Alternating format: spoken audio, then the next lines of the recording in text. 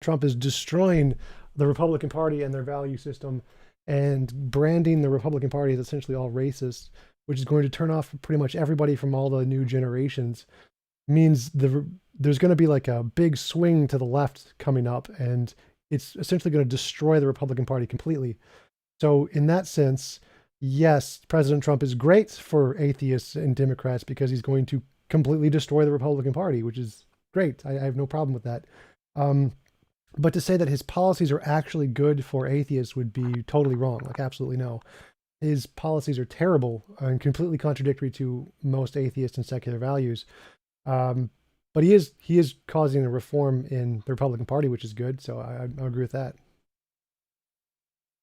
Okay, what I'm going to do is Atheist actually wanted to ask that question, VC. Sorry, I didn't see that bit at the start. Atheist, my apologies. So I'll unmute you just if you have a rebuttal to that quickly. It's okay. Basically, just why do you think? I guess could you go a little further in depth on why you think that Trump's policies stand totally in, um, contradictory to what most atheists believe, especially given that he passed things like criminal justice reform and you know have done a lot of things that left people on the left have been asking, such as pardoning like thousands of mostly black and mostly minority people that have nonviolent drug offenses. The reason is because most of his policies damage a great portion of society. They're against the values of humanism, which is to value people and give them as much as possible. And many of Trump's policies neglect people, taking away their voting rights, taking away their access to healthcare, destroying their access to all kinds of things that people need. And so his policies, whether intentional or not, are anti-humanism. They hurt people more than they do good. Now he has done certain good things, like I think going out of that one, I forget what it was, the trade policy with the EU. I wasn't really a fan of that. So canceling that I think was good. So I don't think everything Trump does is bad, but he is a net negative for humanity as a whole because most of his policies cause more harm than good. And that's why If I it's could get against. Go ahead. Sorry, I didn't mean to cut you off. If I could get one more follow up to get the context of this, because like my context that I'm coming from, because I'm a left leaning liberal centrist, but I also voted for Trump. Like I view Trump as much better than Bush, for instance, and I think that by getting, and also view like Hillary and Biden as like basically not doing much to progress society. So if I can vote Trump in to bring the Republican Party back to the center over and be much better than Bush, then I can. Then basically, when you look at the whole spectrum, I'm giving more options to atheists long term than, and I'm making more progress than electing someone that is more left, but also doesn't actually provide much for progress. Well, that's like saying cancer is better than heart disease. Maybe I don't know. Like if I think that throwing a wrench in the system to break it up and cause it to be reformulated is a good thing. So in that sense, Trump is a good thing that he's destroying politics, and I like that. But destroying politics has a big negative, mean lots of people die because of. But do you think he's better than Bush? That's like saying heart disease or cancer. Which would you rather have? Like that's such a hard question to answer because like the fact that Trump is doing something new, which will cause more change, is good. That's a good thing about Trump. But the fact that Bush didn't do anything new, he was just your classical politician who was a useless idiot, that is also good because less people die that way. But of course, the wars made it bad, made Bush really bad. So it's a really hard call there. I think they're both terrible. Okay, thank you. Okay, perfect. And thanks for that, Atheist. Okay, so I will move on then to the next question. Okay, here's one from Führer Chiral, who can't VC. Probably a basic question, but let's start off with a basic question. He says, your views on Jesus as a historical person or a religious figure? Yes, I believe Jesus was a historical human being who existed, but no magic powers. So I think that I agree with the consensus of historians that Jesus probably existed as a human being and did lots of human things, but no magic powers. Okay, that's a it's a pretty straightforward answer. Okay, let me get through some more of these pins. And just mods, if you can clear those questions after I've asked them, that would be great. Let me see.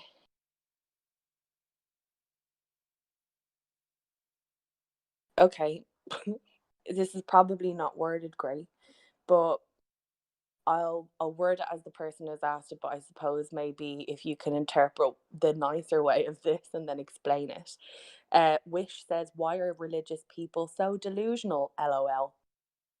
Uh, I wouldn't say delusional because delusion implies that there's some psychological misfiring when religious belief isn't a psychological misfiring. It's a benefit to society and has been for a really long time. Having social cohesion and an idea to center around causes a lot of things to be beneficial in society. You have a lot of stuff in common, lots to talk about, a lot of way to integrate with other people in societies, and those things provide a significant benefit to humanity as a whole. Like many people adopt political and religious beliefs for the same reason, which is that they have a social benefit. If you believe this, then you get friends or family or relationships with people who also believe that. And so there's a pragmatic benefit to having those ideologies, which is why people adopt religion, other than the fact you're just given it to by your parents. And so that belief system has a benefit to it, which is the fact that you have lots of more social opportunities if you adopt the same belief system as other people. And that's why most religious people tend to believe the things they believe, is because it had significant positive impacts in their life, whereas opposed to being brought up in a religious country and having lots of negative impacts is usually what causes people to leave the faith. So the reason people believe whatever it is that they believe is usually because it caused them some kind of positive benefit in their life, and so they have a reason to accept it. Okay. The next one is, there's actually two questions here, but they sort of overlap, and I think they're both actually quite really good questions. So I'll ask them to you just as a one kind of question because I feel like the answer might overlap a little bit. So Alice asks, "Do you believe that humans follow religion for self comfort or another reason?" And Wade asks, "Do you think that religion is just a coping mechanism for people who are afraid of death?" Which kind of ties in a little bit to the self comfort or maybe for another reason. So, what's your thoughts on that? What's your take on it? So yeah, the first question would be the same as my previous answer. It's a social benefit. There's a social benefit to believing, which is why people believe. And the second question is, it's an added benefit that it also gives you comfort against death. So there's lots of different kinds of psychological benefits that religion provides, which is why it's so pervasive throughout society. It had huge evolutionary advantages to being able to build a society, a cohesive society, and then have it succeed and integrate very well. So there's lots and lots of benefits to religion psychologically, even though it's completely false.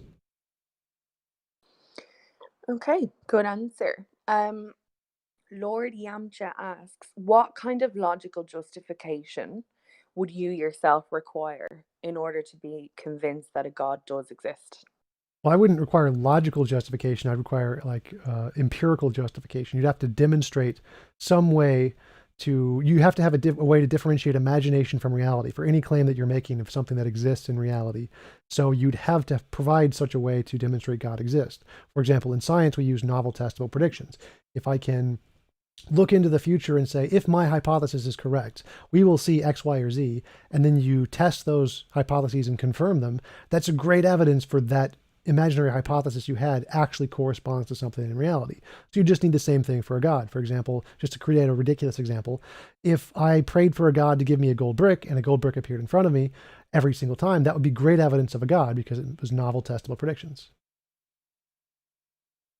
Okay. The next two questions come from the same person, but he's asking some good questions, so I'm going to roll them into one. So Lord Yamcha has asked, "Despite you being an atheist, which religion do you think makes the most sense? And which argument for theism do you think that you struggled with the most? Or Um, struggled against the most? My apologies." yeah, so which religion makes the most sense? I mean, it would either be like some form of Buddhism or Jainism. I think Jainism is the one I like the most. It's And why more is that? it's a naturalistic religion, so it doesn't really say much about a god. Buddhism doesn't have a god. It's just usually accepting there is nature, and nature is eternal, which is pretty much what most atheists and seculars believe anyway. And then they add in some kind of emotional, meaningful stuff in there as well. And so it's the closest to naturalism, which is why I like it the most.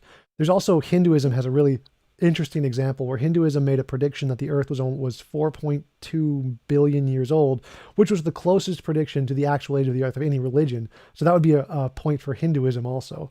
But yeah, Jainism I think has the best moral theory, which is why I think Jainism is probably one of the best. Okay, and then the argument for theism that you personally think that you've struggled against the most. Well, I think the argument for theism that is the most correct would be the argument from contingency. If everything is contingent, then it must, or everything that is contingent must have a cause, and there must be some non-contingent thing. Of course, that doesn't need to be a mind of any kind, so it doesn't indicate a god. But the most interesting debate argument, which is a terrible argument, but it's a very good rhetorical argument, is the DNA is a code. All codes we see are made by humans. Therefore, it's reasonable to infer DNA was made by a mind or something like that. That argument is very rhetorically good in a debate. And in a debate, whoever has the easiest to remember, the easiest to say arguments are usually the ones who wins. And so that argument is really, really good in debate because it's so hard to dissect the actual biology behind it and why it's not an actual code. So that would be the one I struggle with the most in a debate format.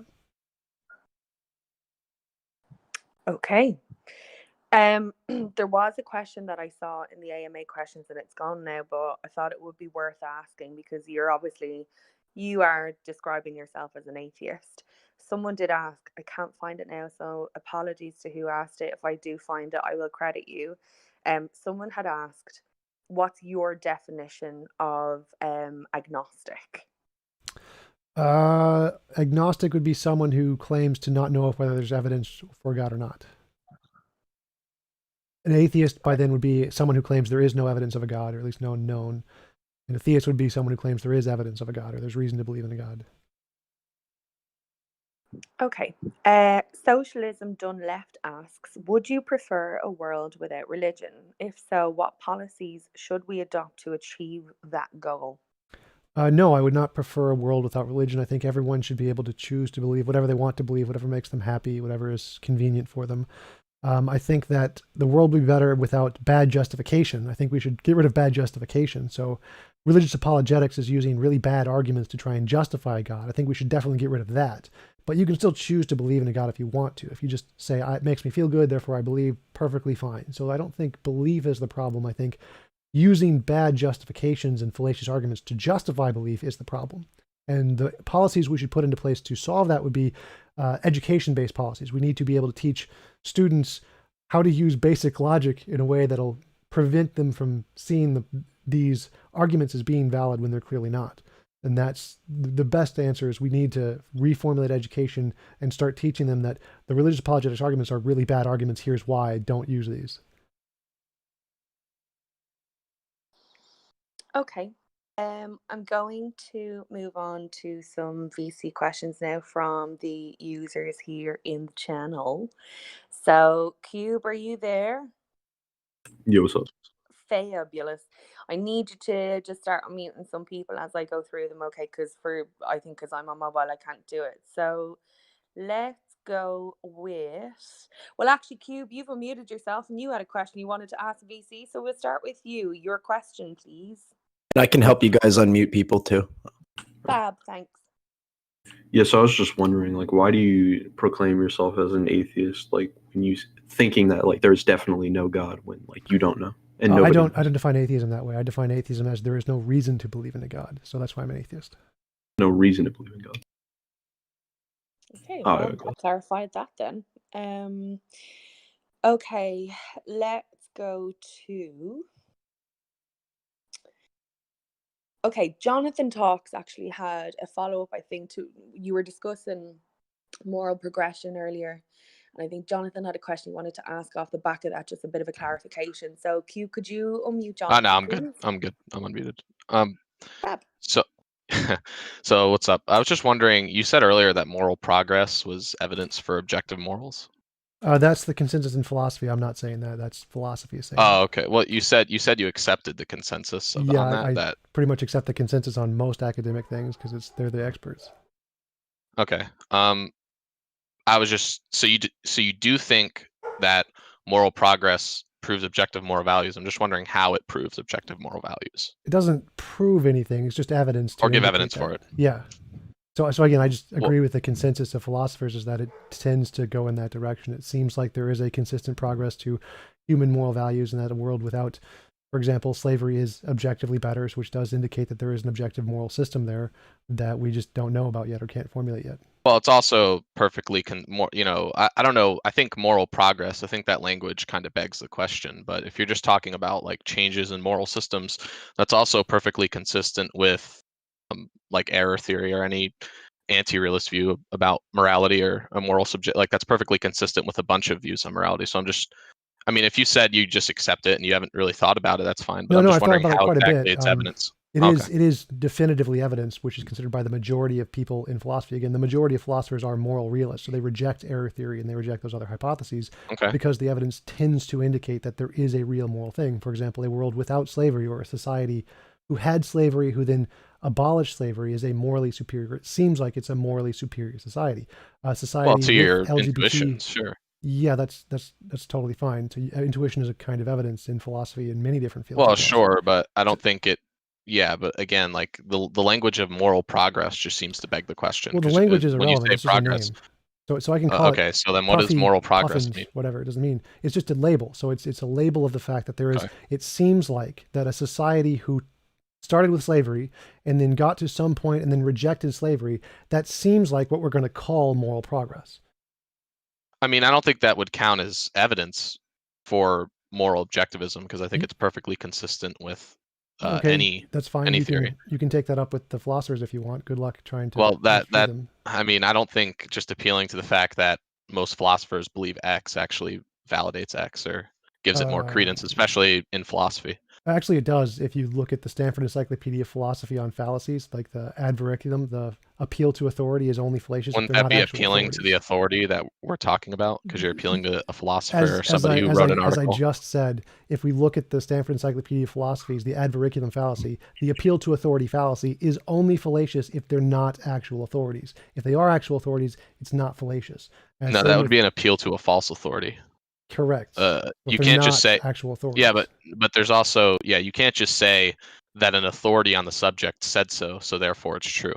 Right. So that's not what I'm saying. I'm saying the authorities on the subject say this is evidence, therefore it's likely evidence. Okay. The truth isn't in Why? there, it's just But evidence. I'm asking So, why I it's mean, evidence. Again, I've already answered this. A society who said no slavery or had slavery and then transferred to a society without slavery seems like it's a moral progress. That is, seems better. That's kind of the evidence. Moral I intuition. mean, that's just I mean, to me, that's just intuition pumping because which I is mean, also I still don't know evidence. what it means because when you say moral progress, it seems to already assume some sort of highest standard that's being achieved. Moral progress is a label. That isn't an argument. There's no begging the question there. That's just a label. I could call it puffins. It's Okay, the same argument. so what is more? So what does it mean? Does Again, it just mean I've already change? answered that. So next question. Okay. Yeah, look, I'm gonna move on from that one, but thanks for your question, Jonathan. Here's another one from Wade, actually. Curious to get your take on this. Do you think religion is geographical?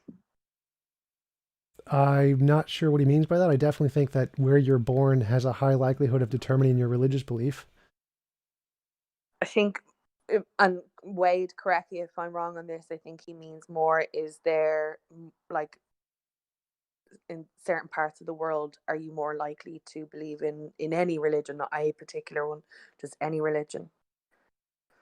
Yes, you're more likely to believe in a religion if the society you're brought up in believes in a religion, which is majority of the planet.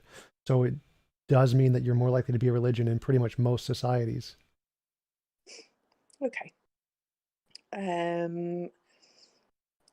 me see. Here's one from Supreme Leader Kim. How can your epistemology work with any ontology if some ontologies reject the existence of truth? Ontologies can't reject the existence of truth. An ontology is the study of what exists. So truth is a property of sentences, whether or not the sentence corresponds to what exists. So an epistemology can reject truth potentially. An ontology can't. An ontology is just a list of the things that exist. And if you're saying nothing exists, that's a really strange ontology. I don't think Kill anyone yourself. could do that.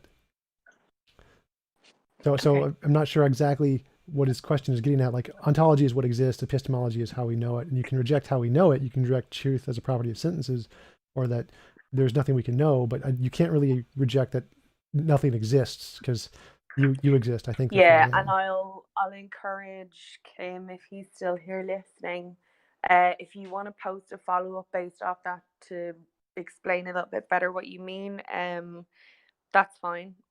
We'll come back to you on that one. Okay, time for some more VC questions. So, Cube, would you mind unmuting the hater? Basketball, the hater. Basketball. He's got a good question I think he should ask.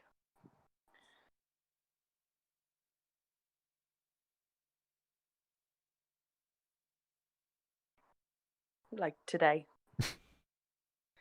if possible. Who are we unmuting?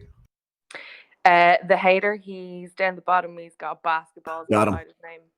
Fab, thank you. The hater? Yeah. Got it. Okay.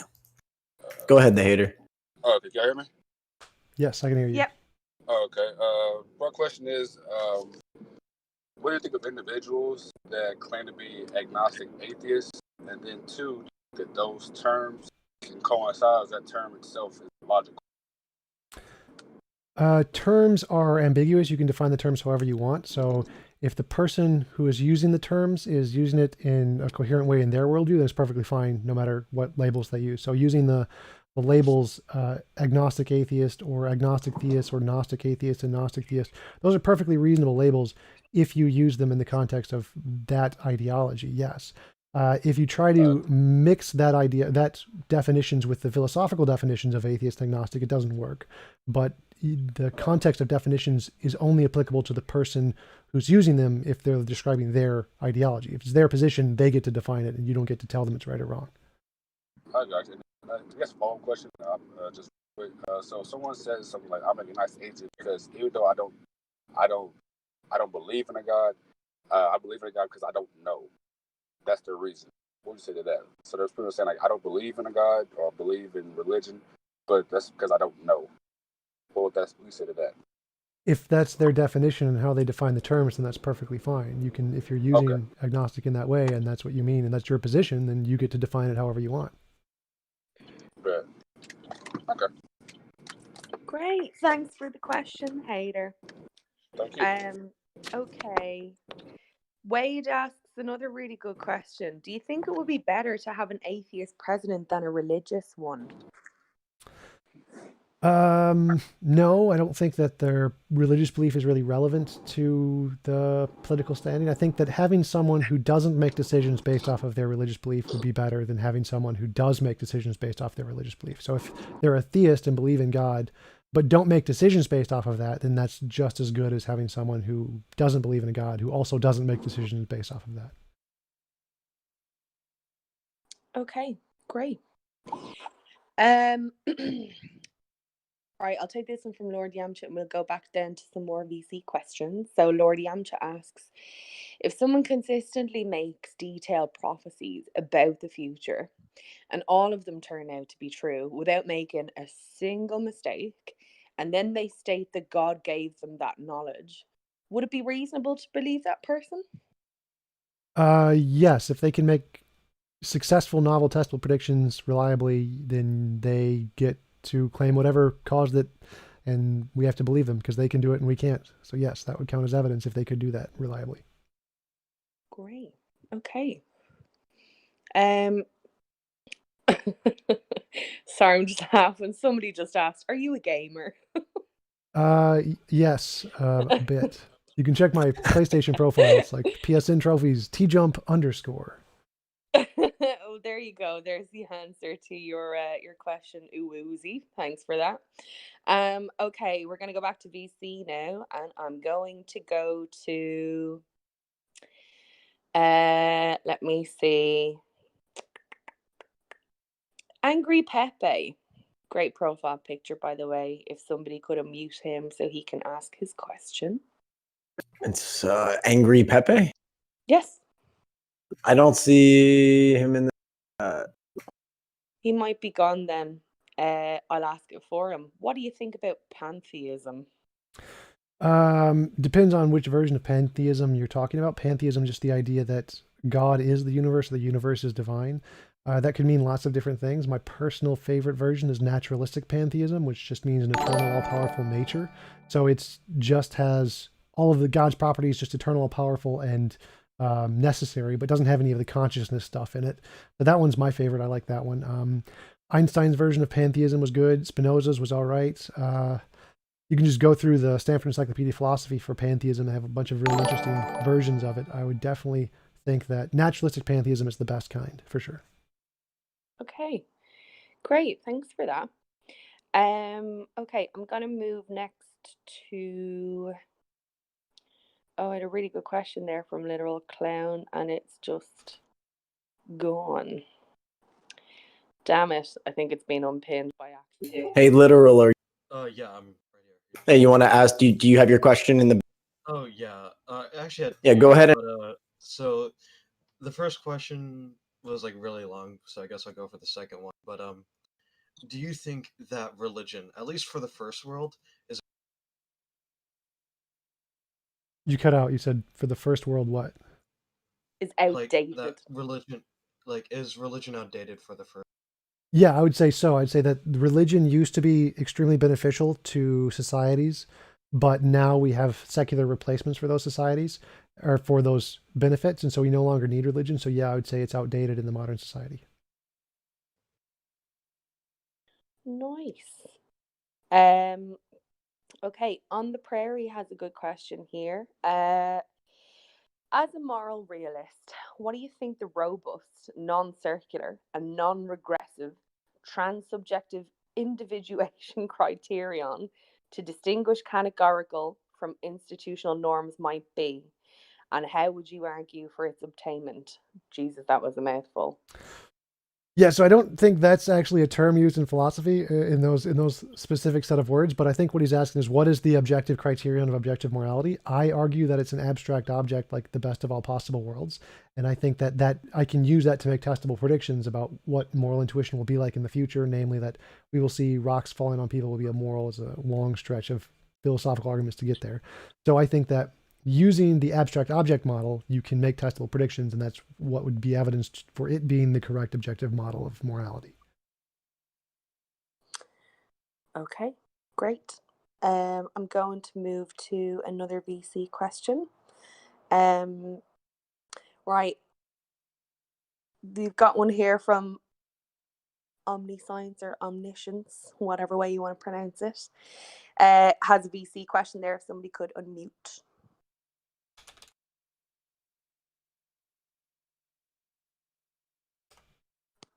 Hey, Omni. Hey, my question is, why do you, so your justification for your system of objective morality seems to be based on sort of moral intuitions and a combination of moral intuitions and sort of the history of morality. Why do you think that those are valid sources of epistemology? So, for example, why do you think that because something corresponds with our moral intuitions, that it's likely to be morally correct? Again, I would just go with the consensus on philosophy on that one. There's a big body of research of why those are justified reasons to believe something to get the justified true belief kind of criterion. So I just refer you to moral intuition and moral progress and intuition as a basis of knowledge in the Stanford Encyclopedia. Great. Does that answer your question, Omniscience? Well, I follow up. So if you're defining, so if your justification is just sort of the Stanford Encyclopedia says that intuitions are a source of knowledge, like, why does it follow from something corresponding to our moral intuitions that that thing is objectively true? It doesn't. The moral intuitions is just a line of evidence. Showing it's objectively true would be like a conclusion of a further argument saying this line of evidence can be explained by this objective truth, which would be demonstrable by a certain kind of testable prediction. So the objective truth part is something that comes later. The intuition is just evidence. Right. Sorry. But my question is, why does it increase the probability? So like evidence should increase the probability of the conclusion being correct. Why does the fact that it corresponds to our moral intuitions increase the probability that your moral theory is correct? Given the two possibilities, say one where there is an objective morality and one where there is not an objective morality, it's more likely, given that there is a more objective morality, that we will feel moral intuitions. That's how. Just Bayesian epistemology. Okay, great. Thanks for that, Omniscience. Hope I'm saying your name right. Here's one from Casually Feral. Where does one draw the line between science and spirituality when bizarre coincidences happen that otherwise can't be explained? Curious about your opinion on that. Well, I would say you shouldn't ever draw a line between science and spirituality. For any claim of something being spiritual and existing being not imaginary, you would still need some way to differentiate that spiritual claim from being an imaginary thing or a real thing. And science is just one of the methods we use to do that. So if the spiritual claim was real, then we should be able to test it with something like science to show it's not imaginary. So I wouldn't ever draw a distinction between spirituality and science. Science could actually demonstrate the spiritual if it was real. Okay. Gonna go to one of the older ones here. Doesn't have VC beside it, so it's from WM or Labcraft 59, and they say, where did everything come from? Nothing physical could have existed forever since everything decays. Similarly, a simulation theory doesn't seem plausible since lost my place. Doesn't seem plausible since infinitely recurring realities take infinite time, thus never making it to the present. How do you think everything came to be? The Big Bang can't just happen by itself when nothing. All right, so yeah, the first thing is that there is no problem with an infinite regress. That was the second question. Most models in cosmology, again, experts in physics and cosmology, agree that there was actually a past infinite. There's no contradiction with an actually past infinite of just successive events going on past eternally. I believe Sean Carroll, in his debate with William Lane Craig, actually said he spent half an hour on Google, found 17 models of cosmological models that go back past eternally. There is no contradiction in that in physics. It's just kind of a strange criterion theists have made up to try and indicate their God, which doesn't exist in any actual academic field of those types. And what was the first question? It was about, the Big Bang. Yeah. There are particles that can exist outside of space and time. There are physical things that can exist prior to space, time, and energy. So the decay of everything, which is the second law of thermodynamics, only applies to some things, not all things. It just means that our entropy had a beginning. It does not mean that all energy had a beginning. The first law of thermodynamics is that energy cannot be created or destroyed. So the energy is eternal. It's just that the entropy was not eternal. The entropy had a beginning, but the entropy could have a reversal at the Big Bang and then go in the other direction. So the fact that entropy had a beginning doesn't mean that everything had a beginning or all physical things had a beginning. It just means the entropy had a beginning. And the physical stuff could have existed prior to that, no problem. Okay, great. The question that we had earlier on from Supreme Leader Kim, he's actually clarified. So the original question, if you remember, obviously, was how can your epistemology work with ontology if some ontologies reject the existence of truth? You said, obviously, epistemology works with any ontological framework. So he says, if I hold to an anti-realist framework, I would say the truth does not exist. If it doesn't exist, how can you do epistemology? So that was his clarification on that question. So again, anti-realism is an epistemology, not an ontology. You can't have an anti-realist ontology. That's not an option. So in the anti-realist epistemology, you can reject truth. That's totally fine. But again, the ontology is irrelevant from that. It doesn't matter if you reject truth epistemologically. There's still going to be some things that exist. And whether or not those sentences correspond to those things is what the anti-realist is rejecting, not necessarily that there is no reality. It's just reality is different from what we perceive it. So again, you can't really have an ontology that rejects all existence because I think, therefore I am. There is something that necessarily exists. So I still don't really follow the point of his question. Okay. Let's move on to the next one then. Okay, Duster doesn't want to do this one. If there is no God, then can there be a small God? Something so powerful compared to us that it might as well be a god. Maybe a time traveling humans that became gods, and now they study us in the past to lord over us like some self made version of the Cartesian demon. Also, sorry, I wanted to ask this a bit lighthearted. He said, also, what do atheists yell when they orgasm during sex? Oh, science? So, little lighthearted one there for you. Yeah, so it is definitely possible for there to be things that are so much more powerful than us than that we can't do anything to stop them, so they might as well be gods. They could exist regardless of whether or not there is or isn't a god. Just a super powerful alien race could come and dominate us and take whatever we want. And so there's not really much we could do about it. Same with artificial intelligence. When we get that, it's essentially going to be a god, and there's not really much we can do to stop it. What do atheists yell during sex?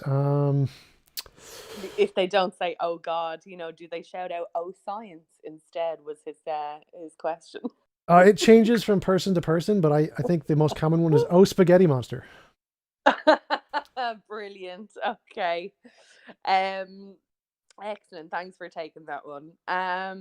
Okay, the next one is going to be a VC one. Now, you have actually answered the first part of this question, but the second part of his question I think is quite good. So any of the mods in here, if you can unmute if he's in here, Brother Santos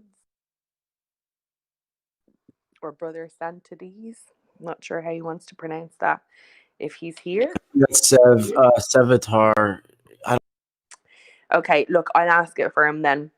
So the first part of this. Oh, he's in here. Oh, I'm blind. No, I'm blind and stupid. Sorry. Please unmute him then to ask this Sorry question. about it. Yeah, so you've already kind of answered the first question, which was, do you believe we should forcefully get rid of religion? And you answered, no, you believe it's okay as long as they have quote unquote good justifications for it. The second question is, what do you think? You kind of answered this, but what do you think about like the evangelical influence on American foreign policy? Evangelicals make up around a fourth of the American voting bloc and heavily influence our foreign policy, especially when it comes into relation with the Middle East and Israel. Yeah, foreign policy. American foreign policy is really messed up in a lot of ways. I mean, definitely the evangelical part has had an influence on it, but I don't think it's really like overt where you can say, well, that they made that policy specifically because of evangelical beliefs. It's more subconscious than that. So the desire specifically to have a presence in the Middle East and to give Israel to the Jews was definitely influenced by religious belief. It was by the British, though, not the Americans. I was prior to. So evangelicalism and religious belief definitely have a huge impact on foreign policy in a lot of ways. I don't know specifically about the evangelical side, and it's really terrible, and we shouldn't do that. Like I mentioned before, I think the best president is one who, regardless of whether or not they believe in God or not, don't make decisions based off of that belief, and should only make decisions based off of facts and just demonstrable things about reality. So I think we should definitely get rid of all religious influence on foreign policy and every policy, and only make decisions based off of facts about what actually is the case in reality. Okay. And can mods move me to the FaceTime link, please? Oh, wait, it's free. Never mind. Okay, great. Let me see. I think we'll go to Literal Clown has another very good question. Literal Clown has actually had two or three good questions tonight, but I'm going to go back to him to ask you his most recent one. If one of the mods could unmute, please. Yeah. Okay. The latest one's actually just a repost, but fucking say if someone is against slavery and people who are homophobic, and they decide to boycott Chick-fil-A because that's a big fucking company, right? But they don't boycott Apple or any stereotypical clothing line for slavery. Do they really care about their positions? Sort of yes and sort of no. Like they care about their positions insofar as their position is for their own interest. Like they want specifically to promote their own ideology, and if certain countries may diverge from that ideology, but it doesn't affect them, like it's not in America, in their society, then they probably don't care about it as much.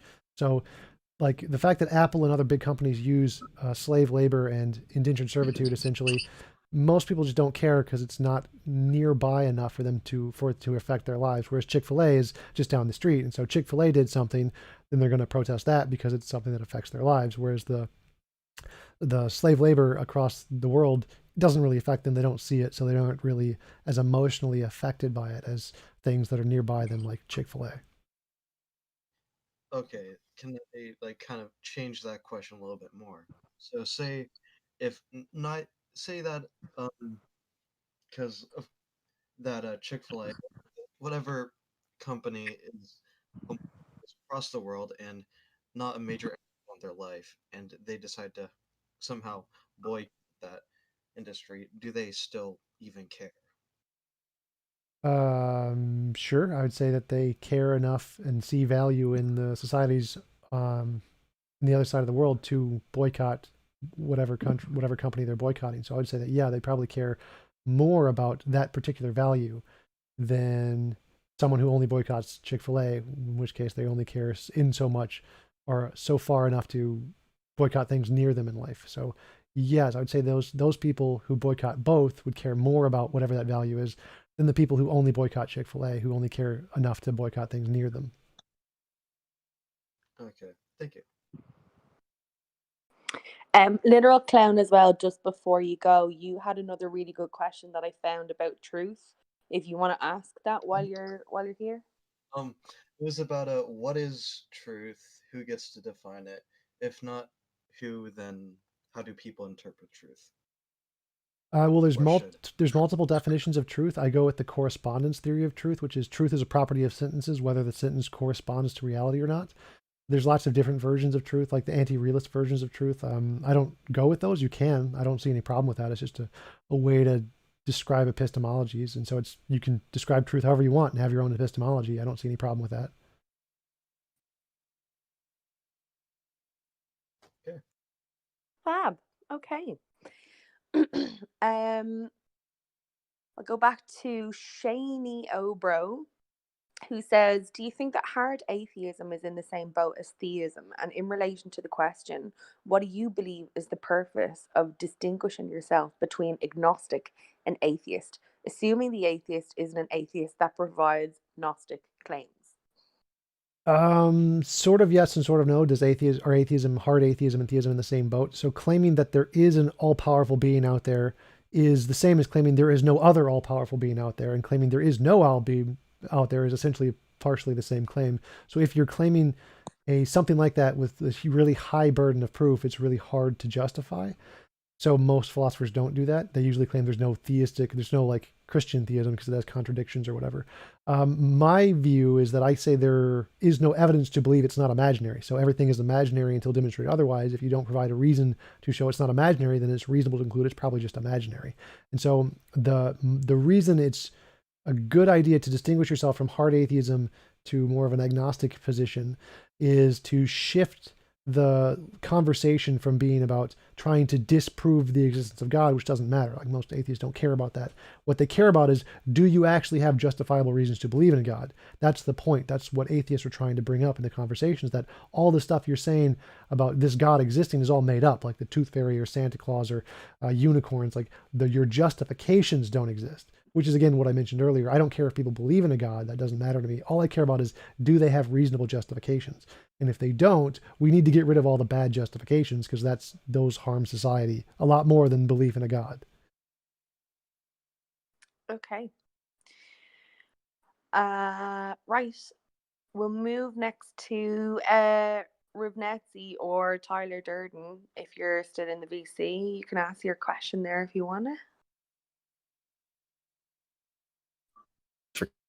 Coming to the community. Awesome that you're here. Thanks. So basically, I phrased it a different way, but I'll just go at it. I said, you seem keen to Nietzsche's rebuttal of Kant. I vehemently disagree, but unto this, and I only said seem keen, because I'm probably not sure. I only watched a very small amount of your content, and I chose to go with a Batman debate since I know Batman's whole thing in and out. So I figured that was a good place to start, was kind of introduce myself to your views.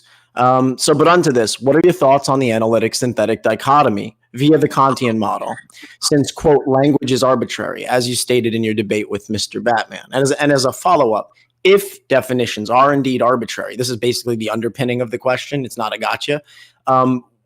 If these definitions are arbitrary, why does medicine function? Or what are your ideas? Let's put it that way. What are your ideas on why medicine has such function? Because a lot of people would say that the Kantian model is exuded through medicine's logic, through the fact that medicine does function. So what do you say to things like this?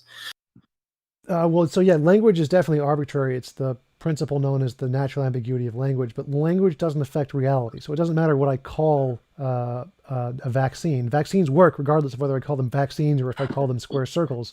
It makes no difference.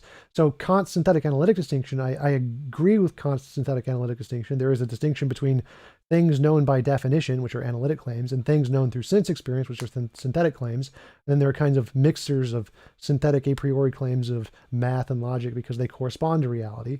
But medicine is, again, the languages we use for medicine are irrelevant. You can just get rid of those completely. All that matters is medicine is a thing that exists in the world independently of our ideas or our language, and they affect the world in certain ways, objective ways, like vaccines can can build your immune system up so you're immune to viruses. And that's why medicine works, is because it's a physical thing in the world that physically affects us. Other than like the placebo effects, but the placebo effect is, again, just a result of biochemical responses in the body, reducing stress to, again, bolster the immune system, which then causes the curing. So medicine works because it's a physical thing in the world that physically affects us. I don't see how that has anything to do with the synthetic analytic distinction, because the synthetic analytic distinction is just a distinction between things we can know about by definition, like math and logic and married bachelors or whatever, and the synthetic is things we know about through sense experience, like medicine. Right, but the only issue I have with it is that I think that there's an argument to be made that these things exist without. Let's put it this way: that I guess the overall point I think between or maybe how you don't or do apply Kant is, I think we discover these things. I'm not so sure. Just to rebut, I think we discover things. I'm not so sure we define them. I think we may discover the definitions. What do you say to someone who rebuts you with that? Well, that's kind of what I'm getting at. If someone says to you, TJump, hey, I don't think we define them. We discover definitions that are already there. What do you say to that? There are things in the world that exist, and our definitions have no effect on them whatsoever. Like particles exist. We can define them however we want. Like we can give them labels however we want, but they have specific properties that we can't change. They're like protons, neutrons, electrons. Those are real things that we can't just change the dials and make them different things, even if we want to. So we definitely discover those properties, and we call those a definition. So in that sense, they're discovered. But for certain things like a Klingon or a Tribble or a unicorn, we define those however we want. So language has both things that are discovered, which are those that correspond to reality, and things that we make up, which are those that do not correspond to reality. Fair enough. Thank you for the answer. That was actually pretty thorough. Thank you. Great. Okay, I'm gonna do, I'd say, maybe 3 more questions. How's your time in TJump? How are you going with that? I'm fine. I got another hour or so, 40 minutes. Okay, perfect. So I'm going to ask this for Atheist because he said it's fine. He says, you've stated that decisions should only be made based on facts that we can substantiate, but you've also referenced your intuition as your justification for beliefs over and over. Can you explain how these stances aren't a contradiction? Yeah, so decisions in politics should be made on verifiable facts, whereas intuition isn't a verifiable fact. We shouldn't be making decisions on politics based on our intuitions. So the point of my moral intuition argument is to try and find a way to make verifiable facts about morality. It's a hypothesis, not a proof. We don't have objective verification for it. So we should not use my moral theory as a way to make political decisions. Don't do that. That would be silly. Don't do that. We should only use like scientific data to be able to make political decisions. Okay. The next question that I have, oh Jesus Christ, Prairie, you've just totally walled me there. Prairie might want VC for that. That I'm not touching that just yet. Let me get some shorter questions first. Yeah. Prairie, please let me know if you okay. Yeah, go ahead. Fucking War and Peace there, lads. Okay, so Führer Corral says, what is your education level? Do you have any experience in theology, and have you read the Bible? My education level is some college. I do have lots of experience in theology, and the fact that I was brought up Christian, went to Catholic schools for most of my life, and in my early college life, I was inviting out professors from local theological colleges to go to coffee and talk about these things. So I definitely have a lot of experience with theology. I've read the Bible cover to cover twice. I think that's the 3 questions you asked. Fab. Okay. I think I'll let Prairie ask this question. If you can please try and condense that at all slightly, just so that it doesn't take up the rest of the AMA, because there is someone I promised I would let ask the final question, and I want to stay true to that. So if we can let him ask the question. He says he can't VC right now. I could ask it for him if I could try to bridge all that. I could try. Yeah, I don't know. let's. Where is it? Can you show me where it is so I can read it? I'm gonna. Yeah, it's in the channel. Sorry, go ahead. It's in the channel AMA question. So yeah, if you have a look at the pins in there, if you can. Prairie just said it cannot be abridged. The argument is precise in its language. Can you give me the first few words so I can Control F find it or something? Yeah, so it's a follow-up from earlier. For one, the terms were used just the way the contemporary meta-ethical philosophers, such as Schaefer-Landau, used them. Given your previous answer, how would you respond to the following argument? Have you found that one? Yep, I found it. That is. Yeah, he's asking about categorical norms. You want to ask another question in the meantime, and I'll read through this. And Yeah, we can do that. He says the argument is precise in its language, though, and he said the reason that he asks it was because he thinks your answer was a non-answer, so that's why he's asking it, just for full disclosure. So I will go to. Okay, Chronicle wants to know, what are your views on the state of Israel and its crimes against America? Bit of a controversial one there, but crimes against America. They have lots of crimes against other countries. I don't know if Israel has crimes against America.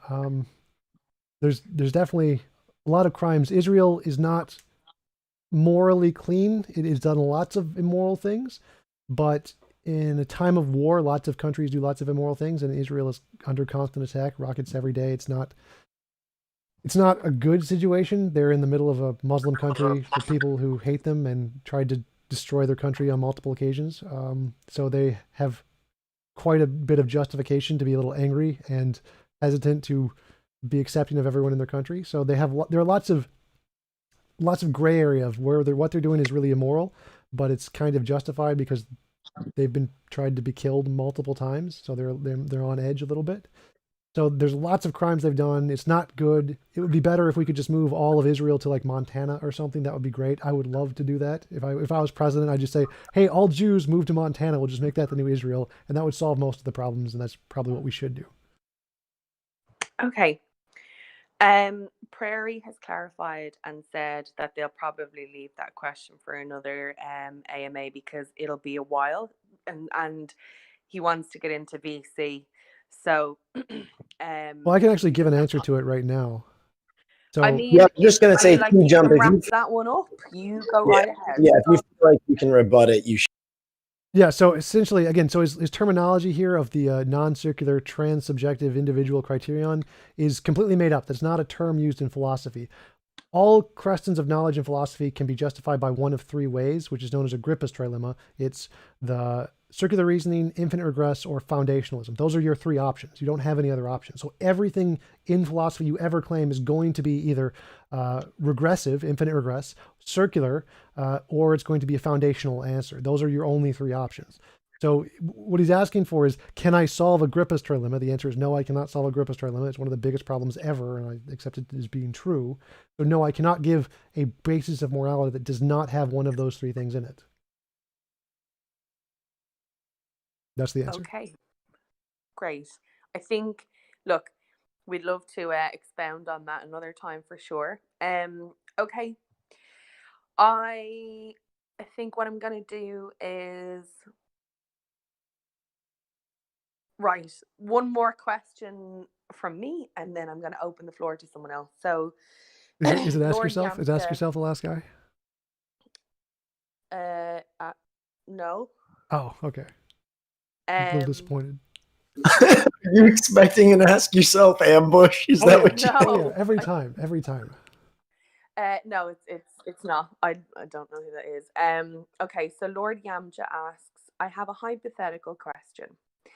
Is it immoral to claim? And the reason I'm asking this is because obviously what's going on in the world right now, I felt we should try and kind of bring it into the conversation if we can. So he says, is it immoral to claim that a race is superior than another, even if that was objectively true? So an immoral action is any action that is an involuntary imposition of will, by my definition. So it's only immoral if you force someone to do something they don't consent to. No combination of words are immoral. Whether they're true or not doesn't make a difference. You can just spew whatever nonsense you want. I don't consider that to be immoral. It may be inaccurate, but I wouldn't say it's immoral to say that one race is superior to another. I'd just say it's probably false in most cases. Okay. And then the last question, someone who wants to VC themselves. So I will go to Avi for the last question.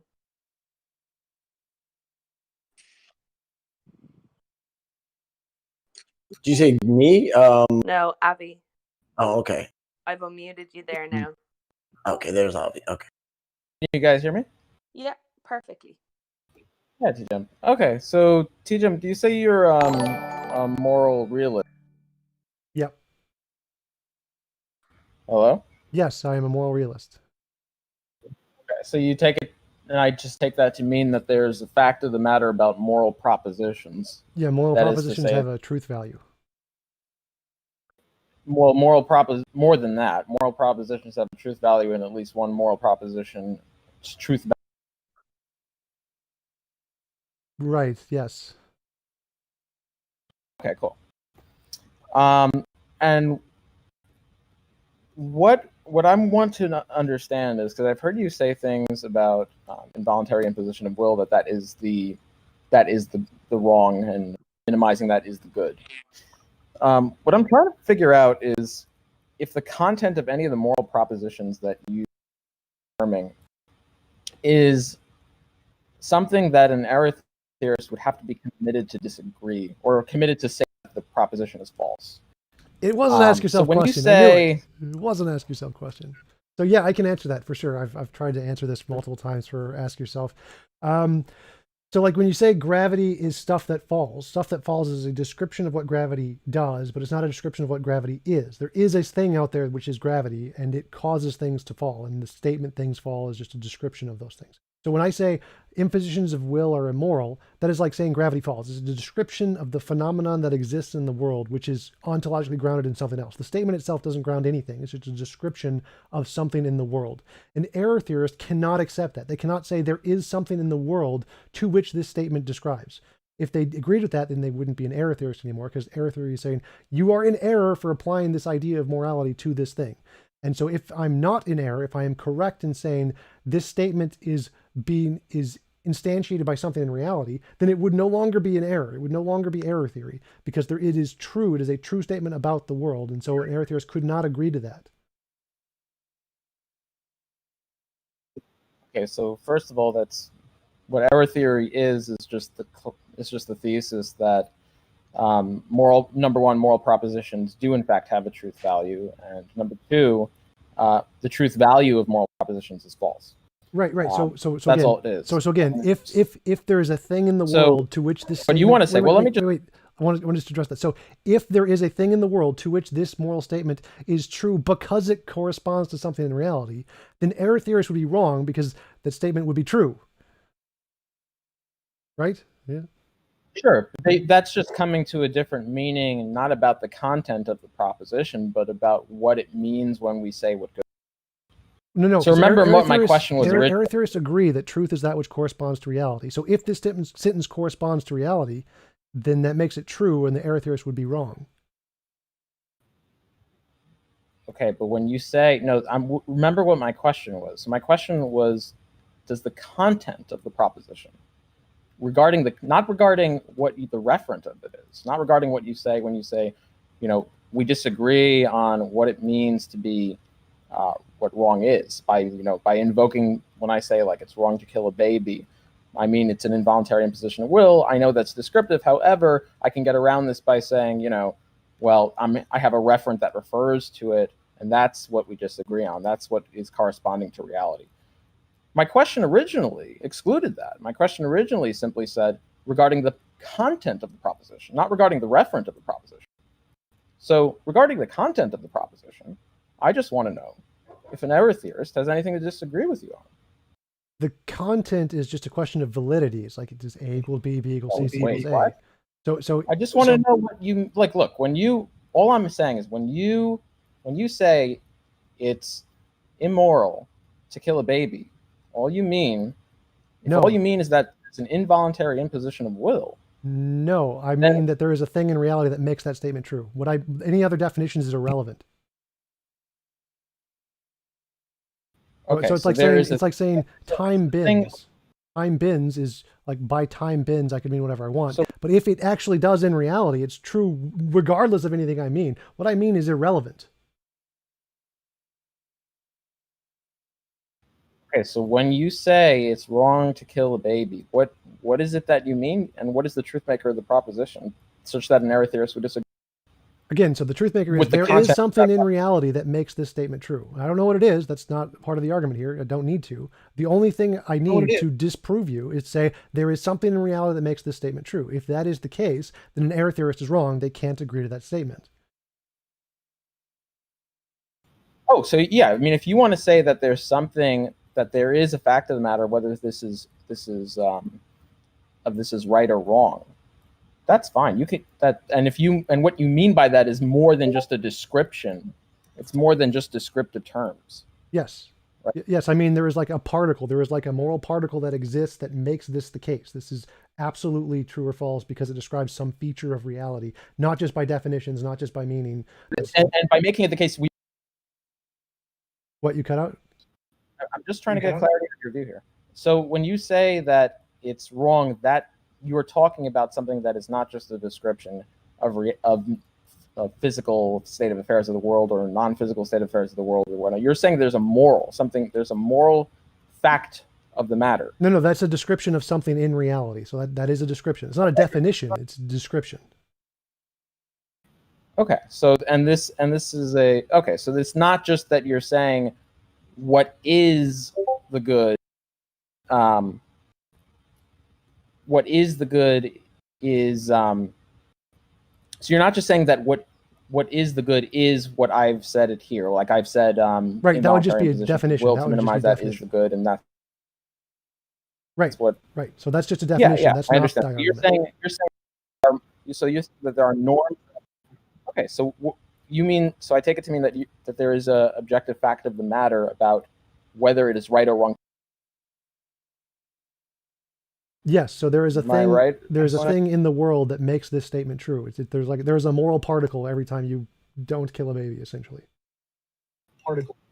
Okay, but wait. But when you say there's a thing in the world that makes the statement true, I just want to know what the statement is, because the statement can be just a descriptive thing, and the error theorists can say that there are things in the world that make involuntary impositions of will, the fact that that's happening, to be true.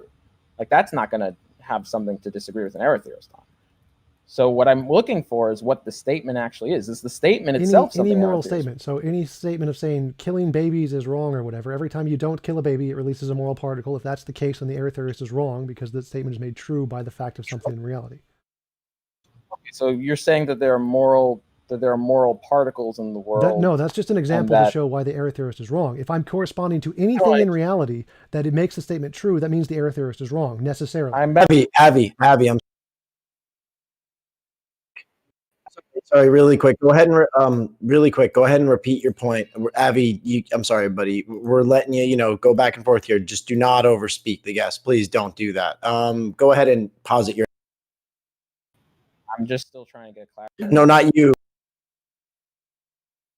I'm TJump. Go ahead and. Oh, I was waiting for I'm sorry, because your answer kind of got lost because Avi was overspeaking you. Go ahead and. Yeah. So the error theorist has to say that the moral statements have truth value, but their truth value is false. So if a moral statement has truth value and the truth value is made true because it corresponds to reality, like there is a moral particle that is released every time a baby is not killed, that would be an example. I'm not arguing for that. It's just an example. Then that proves the error theorist is necessarily wrong, because there is something in reality that makes that statement true. It is the truth bearer. So anytime there is something in reality that makes the statement true, because it's a description of reality, then the error theorist is necessarily wrong. So I'm not actually arguing that there is a moral particle. That's not the point. The point of your question is what about my theory can an error theorist not agree with? It is the fact that there is something in reality that makes the statement true. That is the part they can't agree with.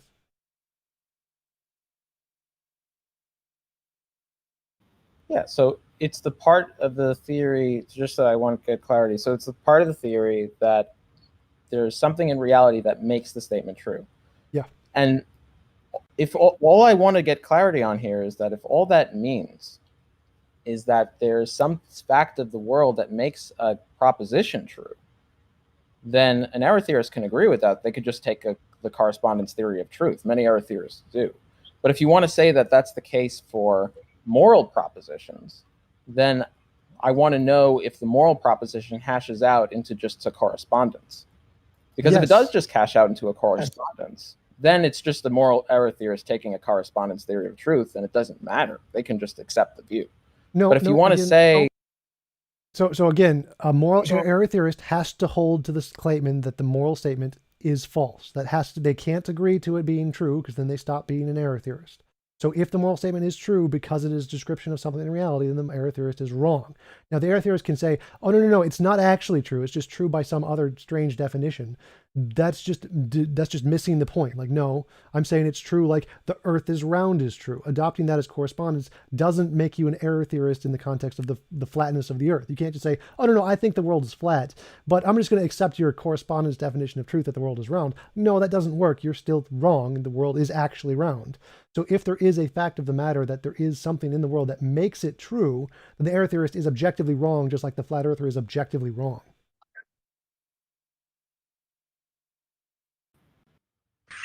All right. I think Avi, I think we have beaten this question into the dirt. Let's move on. So I'd say thank you very much for that. Good little bit of debate. I know I said that was the last question, but I should actually really give the last question to the person who organized all of this. So I don't know, Agnostic, if you actually want to ask your question or not, but I think you should if you can. Yeah, he's cool. Okay, I guess I will ask his question for him then. So Agnostic's question was, given the magnitude of ambiguity centered around the term theist, isn't it more appropriate to ask individuals to define how they're using the term rather than presuppose or intuit a general opposition to such an ambiguous concept, by labeling oneself as an atheist. Atheism seems to address the concept of theism as if theism has an unambiguous associated concept. This suggests that no clarification is required to determine one's atheism, implying that atheists arbitrarily, without justification, disregard definitions of God and theism, which are non-controversial, in order to maintain a non-belief in those non-controversial definitions. Yeah, so the definition of atheism is I'm defining my position. The atheist gets to define their position, which means they get to give the definition of theism that they are an atheist in regards to. So however someone else defines theism is irrelevant. I'm not an atheist to whatever they define. I don't know what they define. I'm an atheist to what I define to be a God. So when you're asking someone what they define as atheism, you need to define what their meaning of theism is. You need to know what they mean by theism to know what they mean by atheism. What other people mean doesn't make a difference. It's irrelevant. It's only up to the person who is defining their position, what they mean by the position. Okay, great. Well, I think that's all the questions. I'm not going to try and squeeze much more time out of you. If you would like to stay around to have kind of a general discussion, I'll say to the mods now to unlock the VCs then and remove the perms from people not being able to speak in here if you do want to hang around to have discussions with people. If not, then thank you so much for coming here and entertaining us for about an hour and 15 minutes now. We really appreciate it. I learned a lot. I was entertained. And yeah, we hope to see you again soon. Yeah, thanks for having me. I really appreciate it. It was a lot of fun. I'll hang around for a bit. Thank you. Brilliant. Yeah, and if you're in the VC right now, we're going to start unmuting you guys. Feel free to start talking, jumping around to different chats. I think if TJump's going to grace us with his presence, feel free to hash out things, talk. And mods, if there's any mods around, help me just issue the unmute on the server side so we can get people to be able to use the Discord. And yeah, again, dude, feel free to stick around, make it like one of those Discords you pop into. That would be much appreciated. And thanks for coming. Hopefully.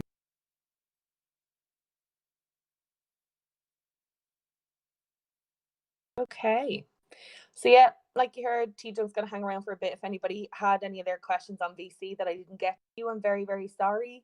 Some great questions there they didn't get a chance to ask. So now will be your chance as we start unmuting everybody and unlocking the other VCs. Hey, so thanks, everybody. Hey, TJump, I got a question for you. Can you hear me? Yep, I can hear you.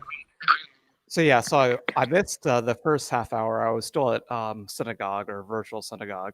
So I'm wondering, what is your opinion of Reform Judaism, and specifically the sect of Reform Judaism, which doesn't believe in a God per se, but they say, I believe in the Jewish people, and I see my Jewish faith as what we're doing in the modern times versus what may or may not have happened thousands of years ago. Yeah, I totally fine with Reformed Judaism. I actually had a Reformed Jew on my show for an interview, and I agreed with pretty much everything he said. So I think that Reformed Judaism is a lot like Buddhism or Jainism in the fact that it's more about a cultural belief and impacts in reality that actually happen. And I have no problem with that at all. I don't see any bad justifications they use, again, because the main focus of my view is that I think that having bad justifications is a problem and we shouldn't do that. Whether you choose to believe in a God or not, I really don't care. And I don't think Reformed Judaism has any bad justifications to it. I think it's perfectly reasonable to just say, I believe in cultural Judaism and adhere to those policies for social reasons. TJump, I just wanted to ask you, also, by the way, I just DM you if I want to argue with you about morality. Do you want to continue with Avi? Because I think he's clearly put up a pretty good fight if you're willing to. I've already destroyed him. Like, error theorists have to say that moral claims are false. If I can say that they're true and prove that they're true scientifically, then error theory is wrong. I mean, that's kind of the entire thing. That's it. Period. Well, he seems to think he has more. I think he has more also. If you'd be willing to continue, you don't have to. I mean, someone else was asking a question. You might want to let them go first. Yeah, I also had a question for you if you get a minute, TJump. Yeah, for sure. I definitely would want to do that last at best because I've gone through this so many times and already proved it false so many times. So go ahead, whoever's questions.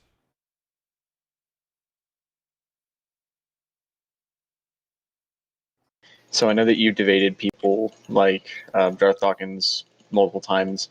They seem to employ, generally speaking, Van Tillian and Bonson sort of logic with respect to presuppositionalism. Yep. What would you say are the strengths, if any, of Van Til's presuppositional apologetic? Strengths. I don't really know of any strengths. I think it's a pretty terrible epistemology. I think that the form of the argument is perfectly fine, where you say that we all make presuppositions, therefore I'm going to go with these presuppositions, and as long as all the presuppositions are equally supported, then that's reasonable in theory. The problem is that not all presuppositions are equally reasonable. You can presuppose anything you want. I can presuppose there is a chocolate pink bunny on Mars. That doesn't mean that that presupposition is equally justified as the presupposition of math and logic or the existence of a god. Like each of those presuppositions has different levels of unreasonability to them. So even if we accept that everyone has presuppositions, a god is less reasonable to presuppose. But that structure in general is that we all have presuppositions, therefore my presuppositions are just as bad as yours are, could in principle be okay if that was true. That would be the one upside to his version. Thank you. TJump, you're rubber banding really badly. I don't know if you can fix that or not. What's rubber Yeah, banding? actually, yeah. For like the last couple of questions, there was just some rubber banding where like basically your packets would come in like big condensed form, and then you would accelerate really quickly and then slow down. And it's not like we lost anything, but it was a little harder to follow. Okay, maybe just like reconnecting or restarting Discord. How about now? Testing, is it working now? Fine. Is that everything okay? Right now, Sounds more stable. Yeah. Right. Sorry about that. Yeah. And just for the chat, for the reference in the chat, if you guys are still muted and need to be unmuted, please tag a mod in discussion or just DM. We're working on getting the perms back to normal right now. Like I got the admins on it and all that. So just have some patience. We're getting it all back, and tag me if you need to be unmuted on the server side. Okay, go ahead, TJump. We're in like an informal sort of just hashing it out. Let's be civil. Let's be gentlemen. We know how to do this. And TJump is gracing us with some extra presence here. So let's just thank you. Hey, TJump. So it seemed like I was cut off a bit, and I was really just trying to understand your view in terms of the reference versus the norm. I was wondering if you wanted to just if I can continue asking you questions about that. I guess I just wanted to ask in terms of I understand what you're saying when you say there can be something in reality that makes a moral proposition true, and that's fine. What I just want to know is the moral proposition itself, does that terminate in something just descriptive, or does it actually terminate in something that is understood as the standard definition of a norm? No, I usually, in my version, it's just descriptive. I get rid of all the odds, and I think that's fine.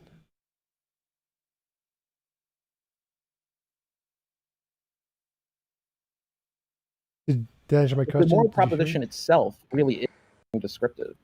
Yeah, I reject does, that hypothesis in my model. I don't need that. I get rid of that. I'm not. My specific model of moral realism isn't contingent on the fact of what about error theory can't agree. So that part is more general. That if what an error. So like Platonic moral norms, if Platonic objects exist that make moral statements true or give you an oughtness to them, then that would also mean error theory is false. So if there is something in reality that exists and makes the moral statements true, or whether it has oughtness or not, then that proves error theory wrong. In my personal view, I get rid of oughtness, but that's irrelevant to the argument in general. Okay, but if all you're saying is that there's a fact of the matter that about the world that makes the normative claim true, and if the normative claim is just a descriptive claim about the world, then all that's being said here is that there's no. Again, it would be that's. I don't see what an error theorist is committed to disagree with that. No, again, so the error theorist is proven wrong by the first part of the argument. If just take Platonic objects as the theory, forget my personal theory for a moment and say Platonic objects are real. There are moral Platonic objects. If there are moral Platonic objects that make ought statements morally true or morally obligated, then error theory is wrong. There is a thing in the world that makes the moral oughts true. So error theory cannot accept that. They have to say that is wrong. Now, my personal moral theory takes a different approach. Whether you want to agree with that or not is irrelevant. The only thing is that it's the exact same structure as the Platonic objects, which is why error theorists can't agree to it. It takes the same structural there are structural similarities of it. It's just that I think that in the case of whether it's your theory in the sense of the cashing out of the norm being descriptive, or whether it's Platonic versus Platonic, whether the cashing out of the norm is not descriptive, or whether it's an actual norm as standardly understood, I think that actually does make or break the difference between whether an error theorist is committed to disagreeing or not disagreeing with you, regardless of the similarities of the structure. Well, no, again, because error theory is the position that moral statements must be false. So if I can say they're true in whatever way they're true, just if it corresponds to reality, that's perfectly fine. That proves error theory false. Just like if Platonic objects existed, that would prove error theory false. Critiquing my personal moral theory as taking out oughts is irrelevant to the debate at all. The point that the error theorists can't agree with is the fact that there is a thing in the world that makes moral statements true. It's really bad. TJump, I think it's not just us. I think you're roboting for everyone. Is it possible to like leave and rejoin the call? Yeah, sure, I'll do that.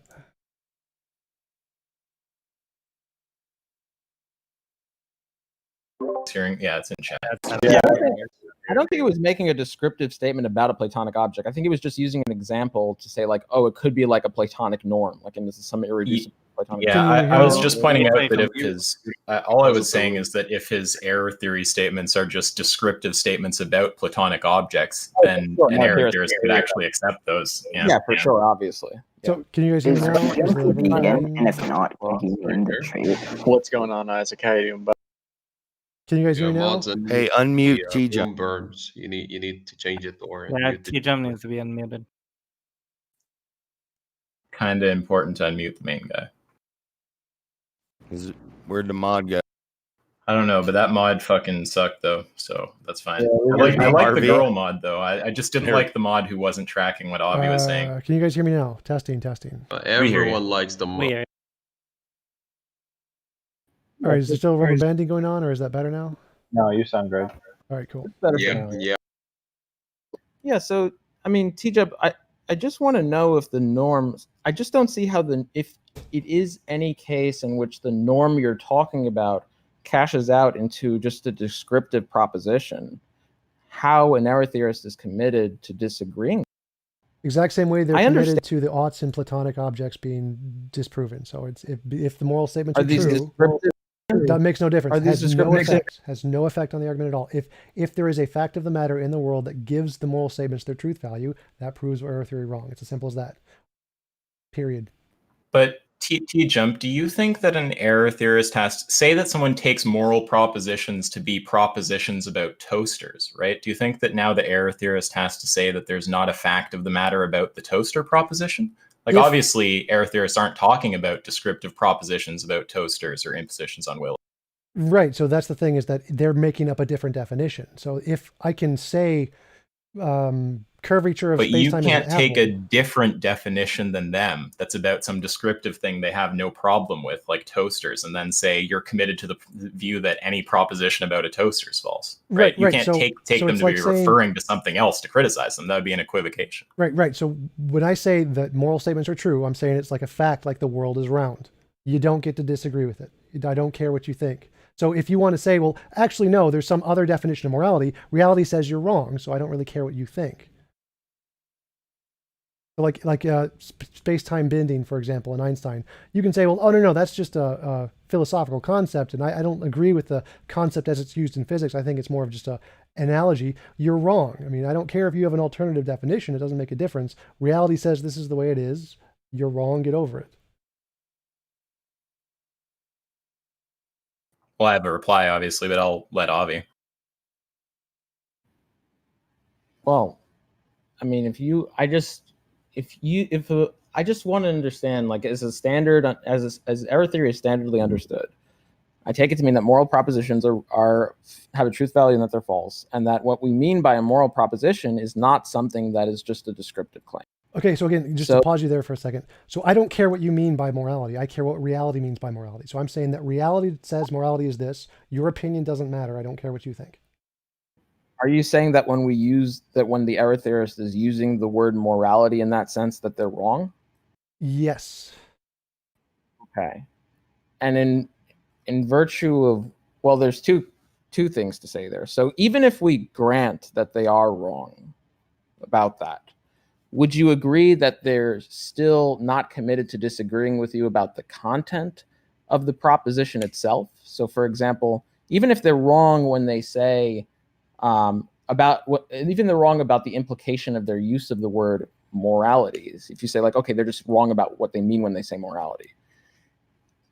Aside from that, are they committed to disagreeing with you about the content of the proposition itself that is cashing out into a descriptive claim?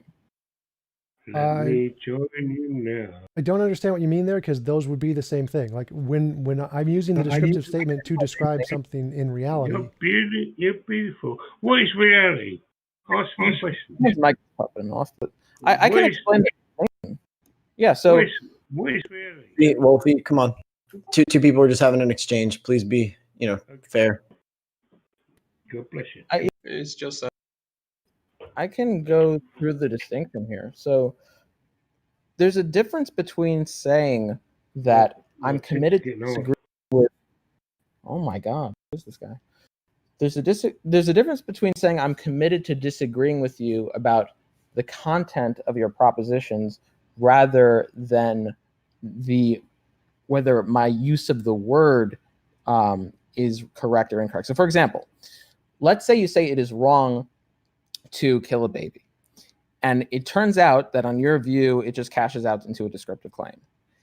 Even if we differ in terms of our use of the word wrong, if I have a proper understanding of your use of the word wrong, on my view, aside from the fact that I may be wrong about my use of the word wrong, with a proper understanding of how you're using it and what the proposition actually is, am I committed to saying that that proposition is false?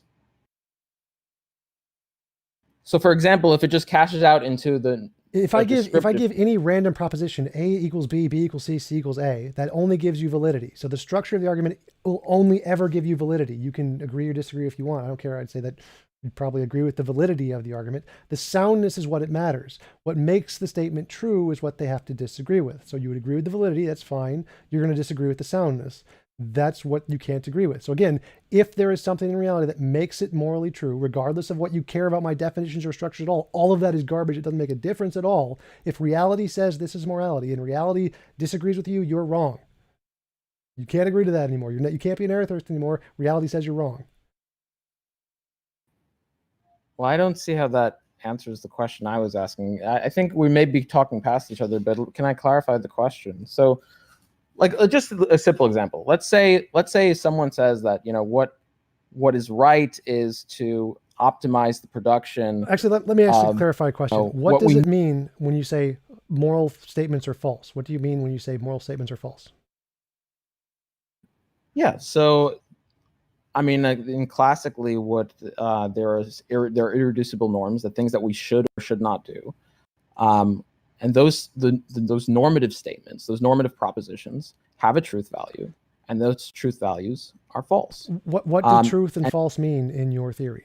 True and false, like correspondence. Yeah, there are different theories of truth, but I don't think that is topical to the discussion. I don't know if that actually matters. What you mean by false kind of matters when you're saying your position is moral theories are false. I mean, there's a correspondence theory of truth. Right. So just take that one for example. In the correspondence theory of truth, where truth is determined of whether or not a sentence corresponds to reality, if the sentence killing babies is wrong corresponds to reality because of moral particles or whatever, then it is exactly the same as saying stuff falls corresponds to gravity, and it's true, which means error theory is false. So what else do you got? So in correspondence theory, you can't be an error theorist in my theory. What else you got? No, I understand what you're saying, TJump. So give me a different definition of false that doesn't have that problem. Well, even on the correspondence theory of truth, if it cashes out in a descriptive claim, I just disproved that. If you say it's false, and by false, I understand. Please, let me just.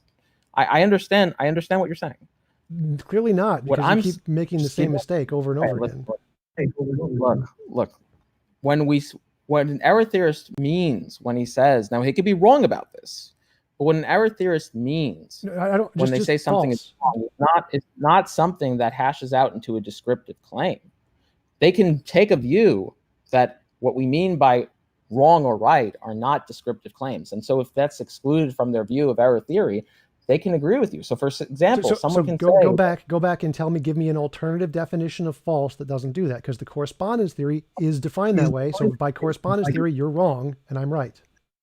No, the correspondence theory can perfectly do that. Look, someone can say that... Wait, go back. So if you are a correspondence theory of truth and you say that moral statements are false, and truth is, again, that which corresponds to reality, and false is that which does not correspond to reality, and the moral statements correspond to reality, then it's true, and you can't be an error theorist.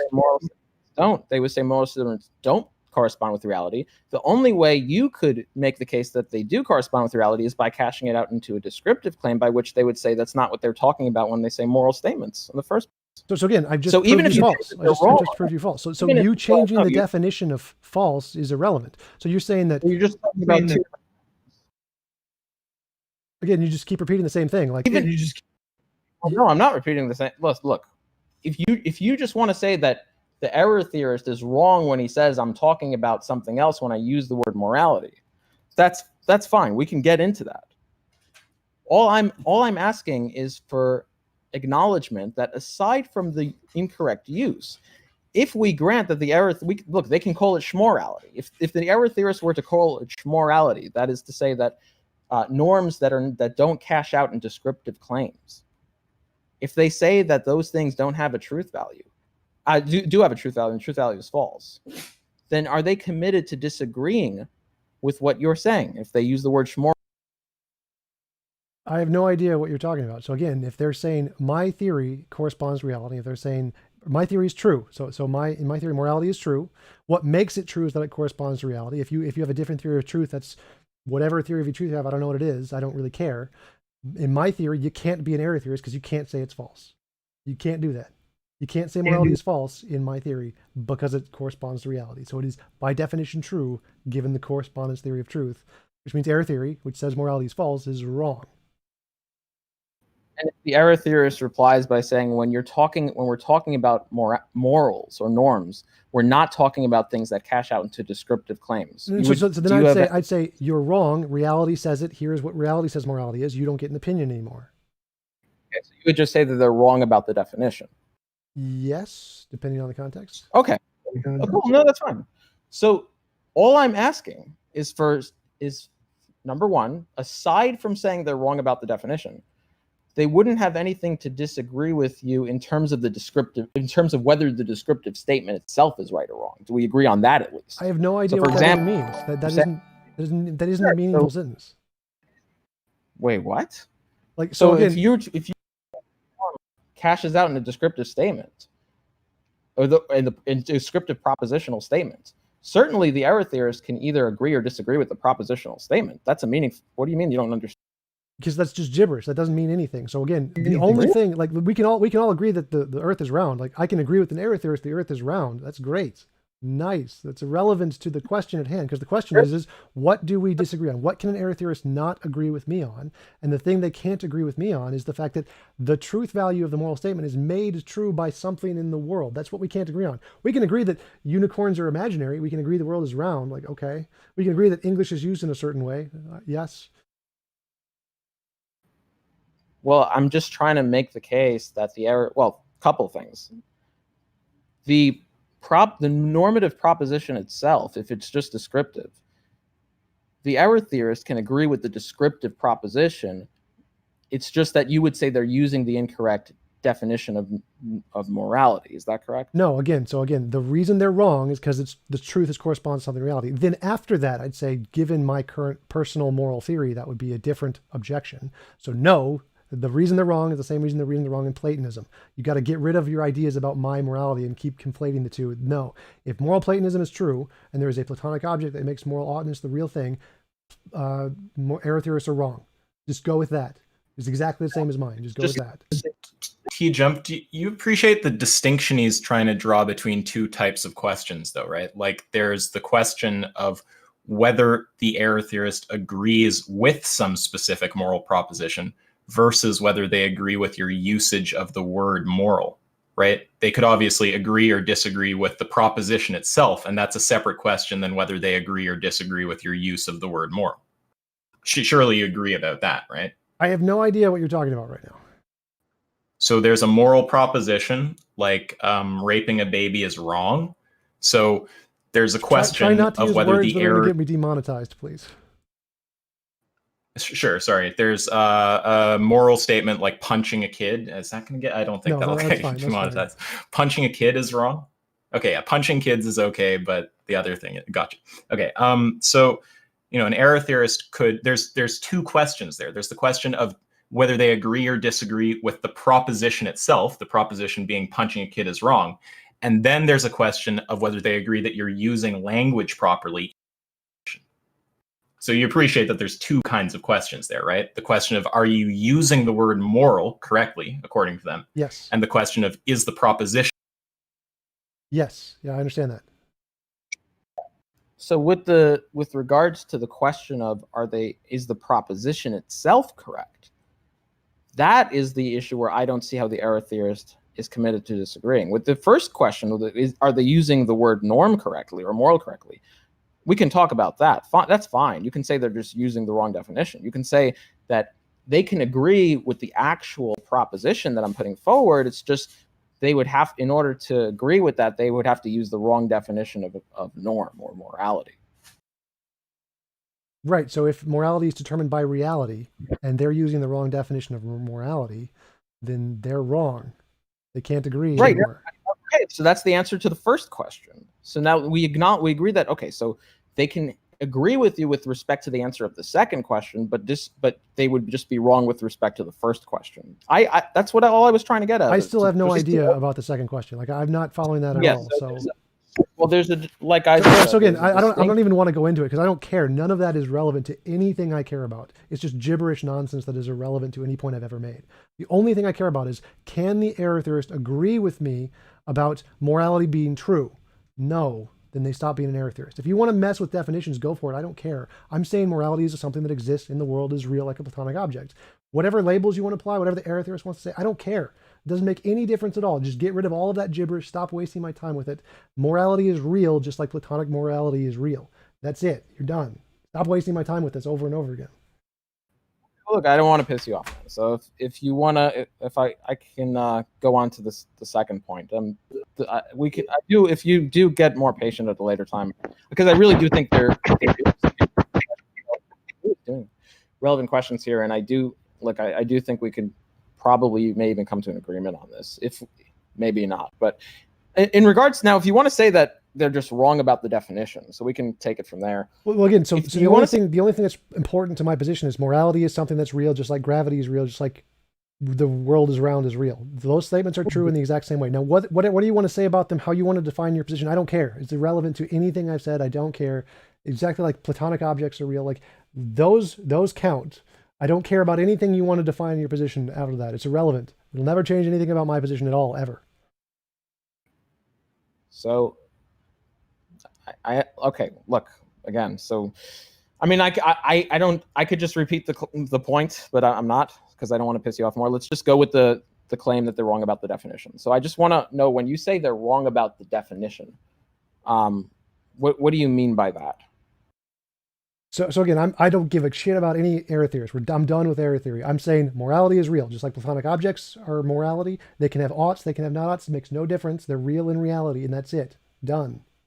But TJump, when you say that, are you saying that your morality is at odds with I don't care. I'm done against any error theorist gibberish nonsense. It doesn't make no difference. that would be fine. I'm not saying your position is like internally inconsistent or something, but it's just the claim that it's at odds with anti-realism. That's what trips me and this whole crowd who runs this kind of argument on you. Well, again, it's a gibberish argument. It doesn't matter. If you're saying it's an anti-realist position, like it's not real, and it's actually real, you're wrong. I'm right. That's the argument. I didn't say it's anti-realist. I said that the kind of thing you're saying morality is not the kind of thing that an anti-realist about morality needs to be an anti-realist about. Right. And again, that's irrelevant to the argument. So again, Platonic just take the Platonic, forget my model of morality. That is irrelevant to why you're wrong. Just take Platonic objects, moral Wait, sorry, Platonic objects. what am I wrong about? I don't even know what I've said right now. All of the past things you've said, which are the exact same. So what? No, I just wanted to clear up what it is that's tripping people out. I understand. I understand why yeah. the morons who are obsessed with this kind of rational argument don't understand basic logic. But okay, so the point is that in a Platonic object with oughts, an ought-based morality is true because the Platonic object exists in reality, which makes the error theorist wrong.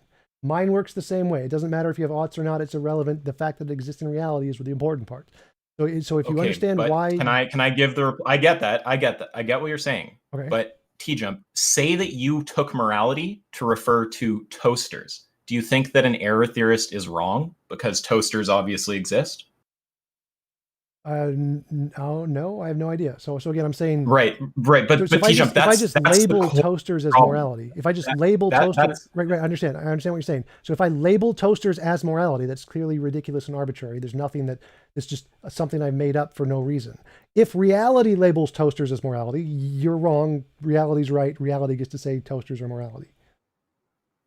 But given that when you make a moral statement, you're just making a statement about toasters, you'd agree that there's not necessarily anything there that conflicts with anti-realism, right? No, again, because if reality defines toasters as morality, the anti-realist is wrong. They're done. You can't be an anti-realist anymore. Morality is real. But we're assuming that anti-realism in this hypothetical is as it is in the real world, not about toasters, right? So if for example, error theory, which I know you're getting annoyed with that term, but if error theory isn't about toaster propositions, then even if somehow toaster propositions are what morality is actually about or something like this, if there's some fact of the matter about what morality is about, that's going to invoke a whole other kind of thing.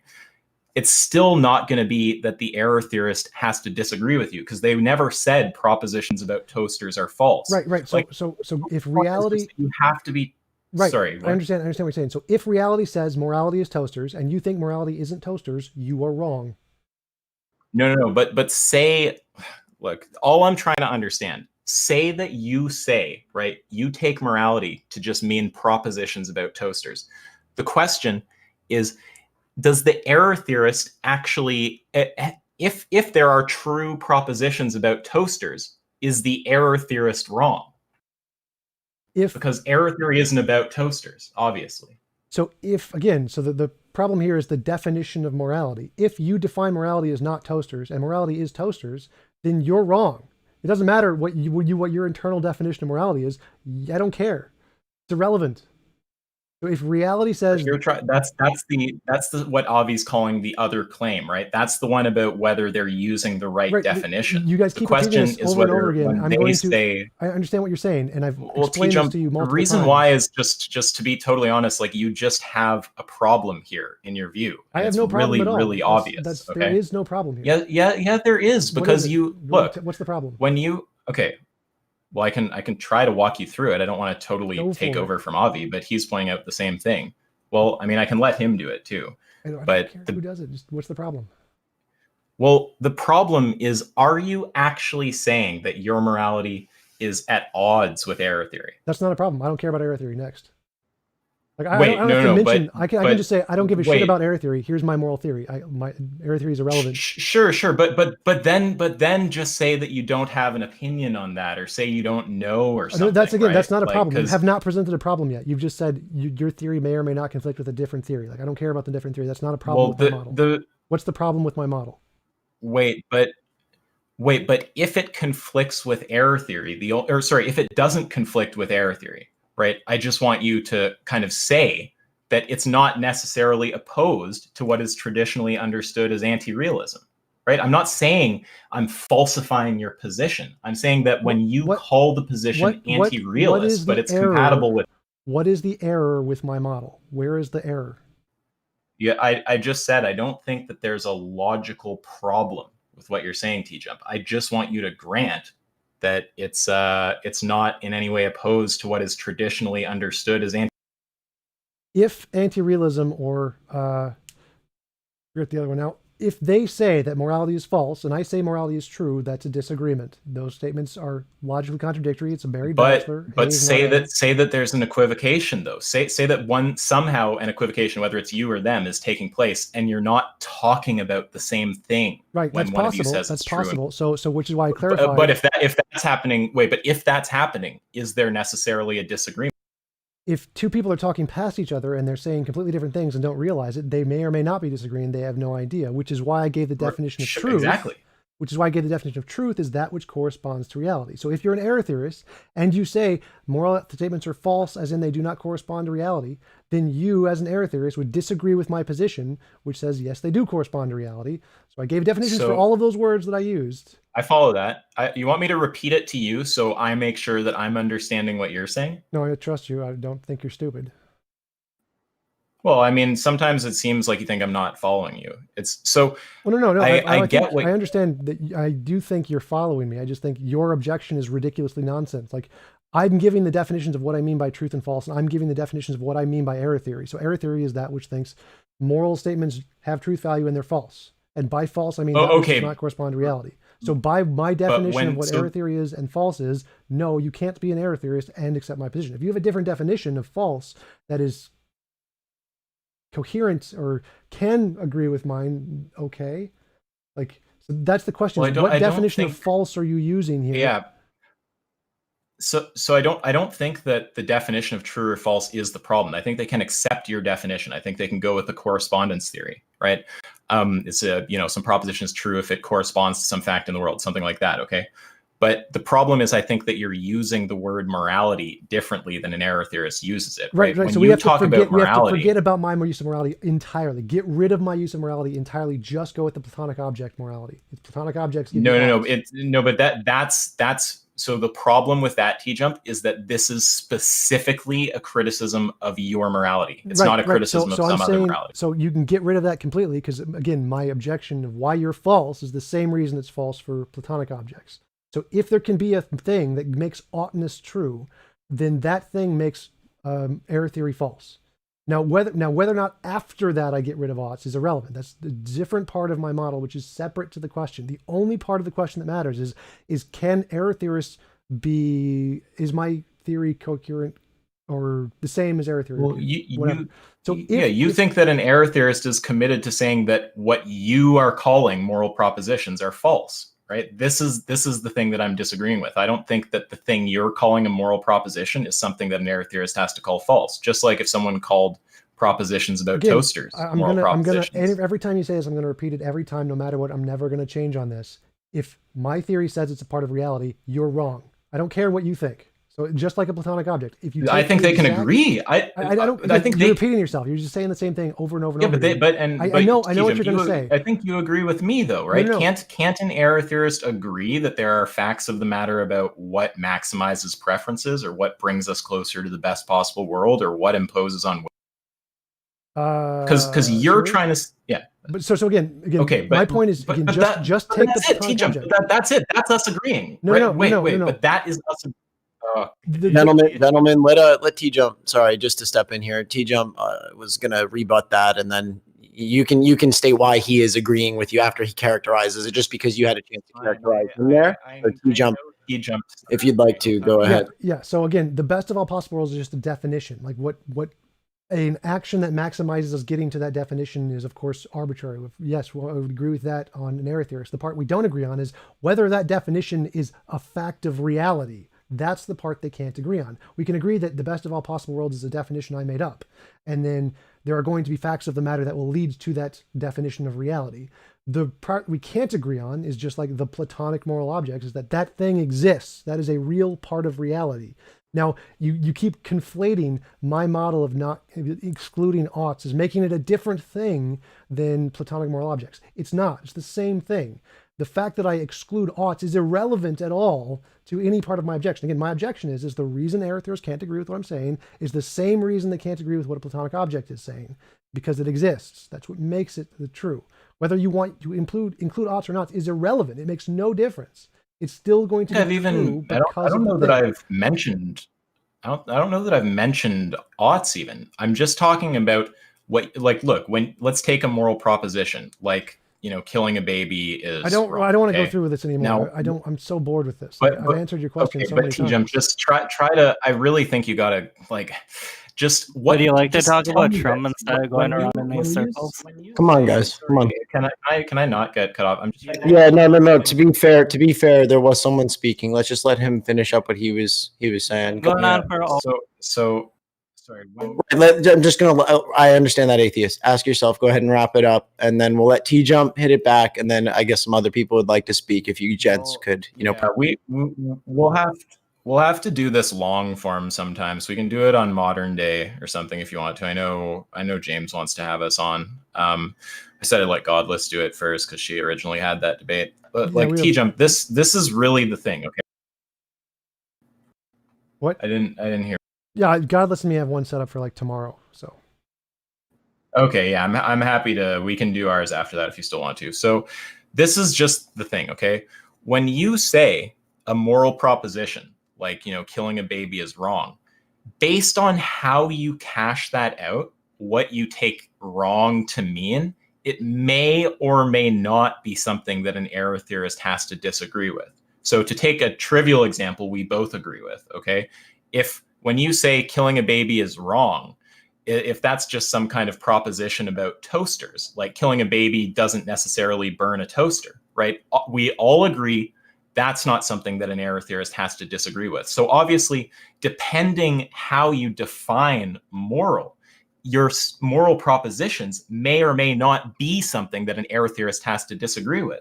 Now, if those propositions mean anything close to what I think they mean on your view, which is something like X does or doesn't impose on will, then an error theorist does not have to say those propositions are false. They're not saying that descriptive statements about what maximizes preferences or actualizes your will or something are false. And if it's not the case that they have to say it's false, then it's not clear how your morality is at odds with error theory. So just to be clear, the criticism here is not TJump's morality is false or something. I'm not claiming that you've made a false statement. And it's not a claim that your morality is internally inconsistent, which, if you're not a dialetheist, that's going to be a subspecies of falseness. I'm not saying that either, right?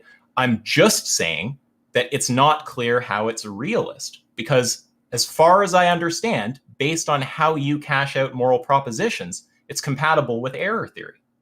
Right, I understand your objection. And again, what I'm saying is that it doesn't matter what the error theory wants to define anything. Their definitions are irrelevant. The only thing that matters is how does reality define it. That's why I use the correspondence theory of truth. If reality defines moral statements in whatever way it does, as platonic objects or whatever, then it doesn't matter what you think. It's true. And you can't be an error theorist if you think it's false. It doesn't work anymore. What your personal definition, if you want to change the definition of false to mean something else, fine. But if you're still going by the definition of reality, you're wrong. That's all that matters. I was using yours. I was using a correspondence definition. TJump, would you like to continue this conversation, or would you like to talk about anything else? I wanted to ask you some more questions about Trump. I don't know. Do you want to take that, or do you want to take some? Sure, politics sounds great. Well, listen, guys, we are like in sort of an informal post-AMA, right? So TJump's just hanging around. As long as you guys can behave under normal modicums and rules, this is all good. Just whatever you guys want to, I'm not, yeah. You guys know how it works in the server. You guys can talk, and we can lead the convo where it goes. And yeah. If you don't have voice right now, you can rejoin. I had the admins fix the perms, so if you have to rejoin VC, maybe. I wanted to ask him something he cares about. So, TJump, like I'm the one who asked you the question before about Trump, and you said that basically his positions are bad for humanists, and I understand some people think that, and like that's not a position I take though, because for instance, I already talked about the First Step Act and things like that, but he was also I think he's the first or one of the few presidential candidates to actually take the position of like pro-gay marriage before he became a candidate for president. So like there are a lot of like humanist values that he has proposed in the past and now. Well, I don't really care about what he's proposed. Like politicians change their position all the time. Hillary Clinton, or that he was advocated. I'm sorry. So yeah, so like Hillary Clinton used to be against gay marriage, but all Right. that matters is now that he's president, what policies have instituted, and have those policies been a net positive or a net negative for humanity as a whole? And that's been net negative. Most of the things he's done is damaged society, damaged the economy, damaged everything about which should be important, which is saving people's lives. And so that's why it's against secular values. So when you say like damage the economy, are you using like at post-COVID as like, are you blaming him for that? Because I don't understand how you can say No. he damaged the economy pre-COVID. Lots of the things he's done has damaged the economy. COVID is a separate issue. COVID was going to damage the economy anyway. So there's lots and lots of problems. But the facts don't bear out what you're saying. The atheist, let him. Didn't he? No. He just paused and he was in the middle of a sentence, and it's no problem. Just TJump. So yeah, you could just Google like damaging policies that Trump has imparted, and you'll find whole bunches of lists of things that are just horrible. Like he's done some good things too. There are some good policies, mostly bad policies, and that's. I understand. I understand there are people who claim things like, but a lot of this is going to be on partisan lines, and like so. For instance, So, I think it does matter what someone's positions were before they became president, because that speaks to who they are as a person. And if he was pro-gay marriage before he went into office, I think it's weird to say that now he's somehow anti-gay marriage, and he hasn't really done anything to advocate against gay marriage. And like on the economy, you're saying that he's horrible for it, but like when unemployment rates, and you can go through all the subgroups, especially for like really poor groups, and you look at jobs, and you look at how job creation, wages, even when adjusted for inflation, like all of these are up. The stock market's up, all three markets. Like I don't understand what argument you're coming from here. Again, so yeah, the measurements for the economy are based off of GDP measurements, which are not a measure of how the economy is doing. It's a measure of how rich people are doing in the economy. If we look at education levels, healthcare levels, if we compare them to all other countries, America is crap for most of these things, even though we have more money and more GDP per person. And a lot of that has to do with Republican policies like Trump. What he did before he was president, I don't care what his personal position is. All I care about are the policies he's passed and the impact those have had. What he personally believes, couldn't care less. He could believe in fairies and be making random decisions. They're still bad for the economy. So again, based off of all the objective standards, everything he's done has been bad for the economy, bad for the healthcare, and that's again not based on party lines. That's just based on measuring the economic progress of America, of how it has done compared to other countries in the world. And we're doing bad. Could I ask you a separate question? Well, can I respond real quickly? Because even U6 was at like 6.9%. The natural rate is 9 to 9.5%.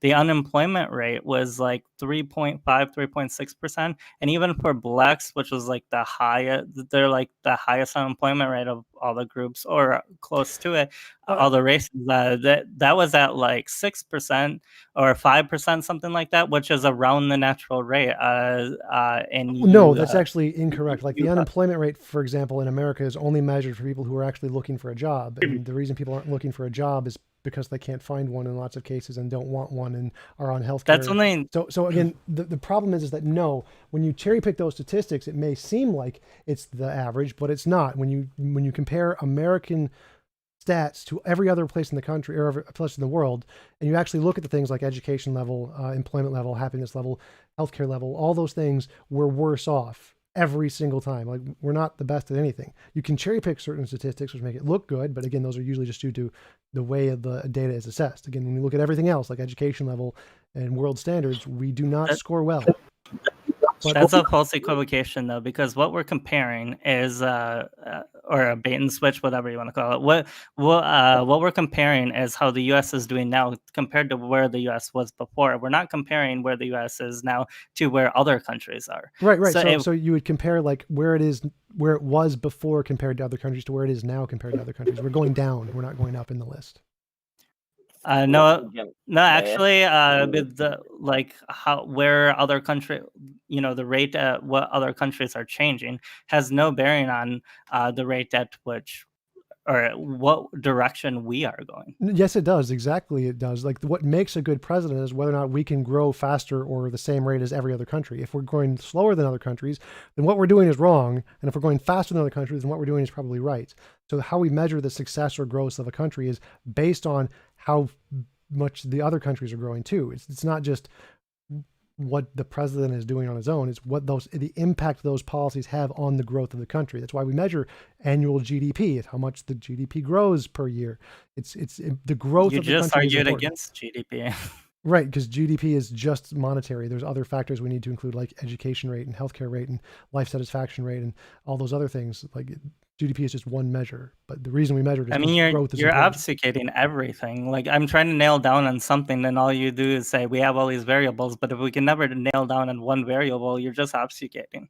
No, I just haven't researched this specifically for this debate topic. Like I can look them up in like 5 seconds and find lots of examples, so you can just Google it yourself. Like this is not like rare knowledge. We know for a fact.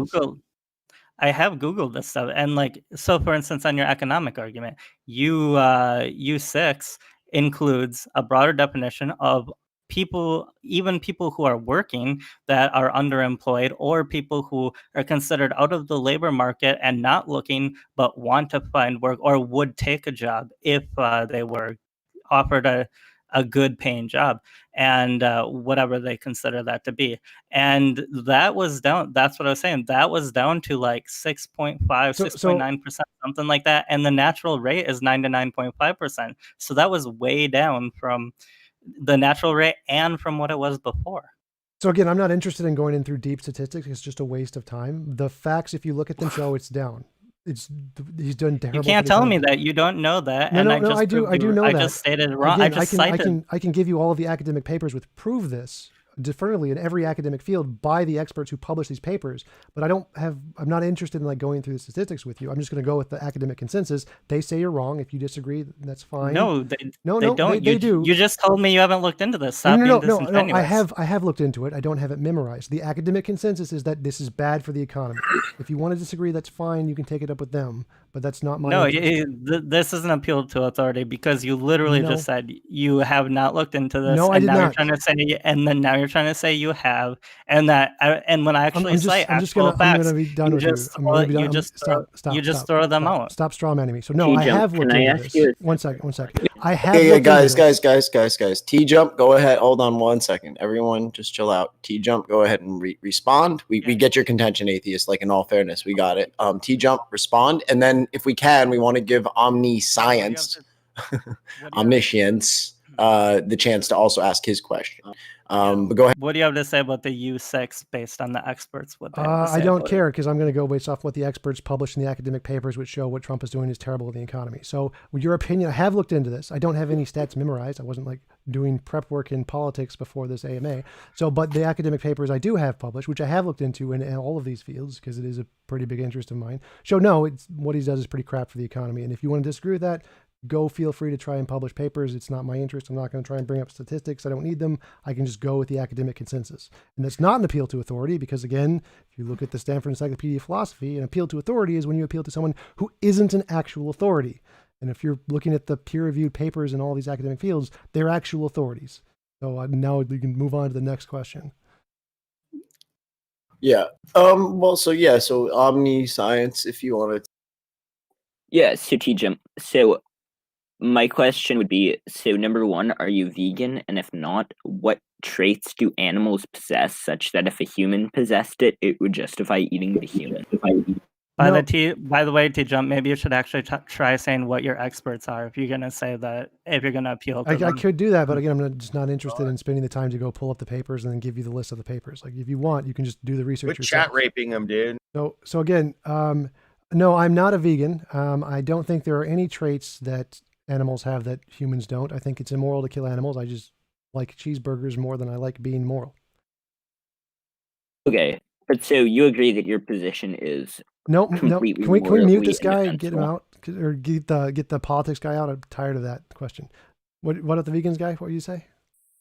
So you would say that your position is just fully incredibly immoral and yes, that there's no moral justification for it, but you just like cheeseburgers? Yes, I think killing animals is immoral. Any type of imposition on on any involuntary imposition on conscious agents is immoral. So killing animals is always immoral. You shouldn't do it, but I just like cheeseburgers. Okay. I mean, sure, that's a consistent position, I guess. That was so awesome. Brutally honest. I love it. Thank you.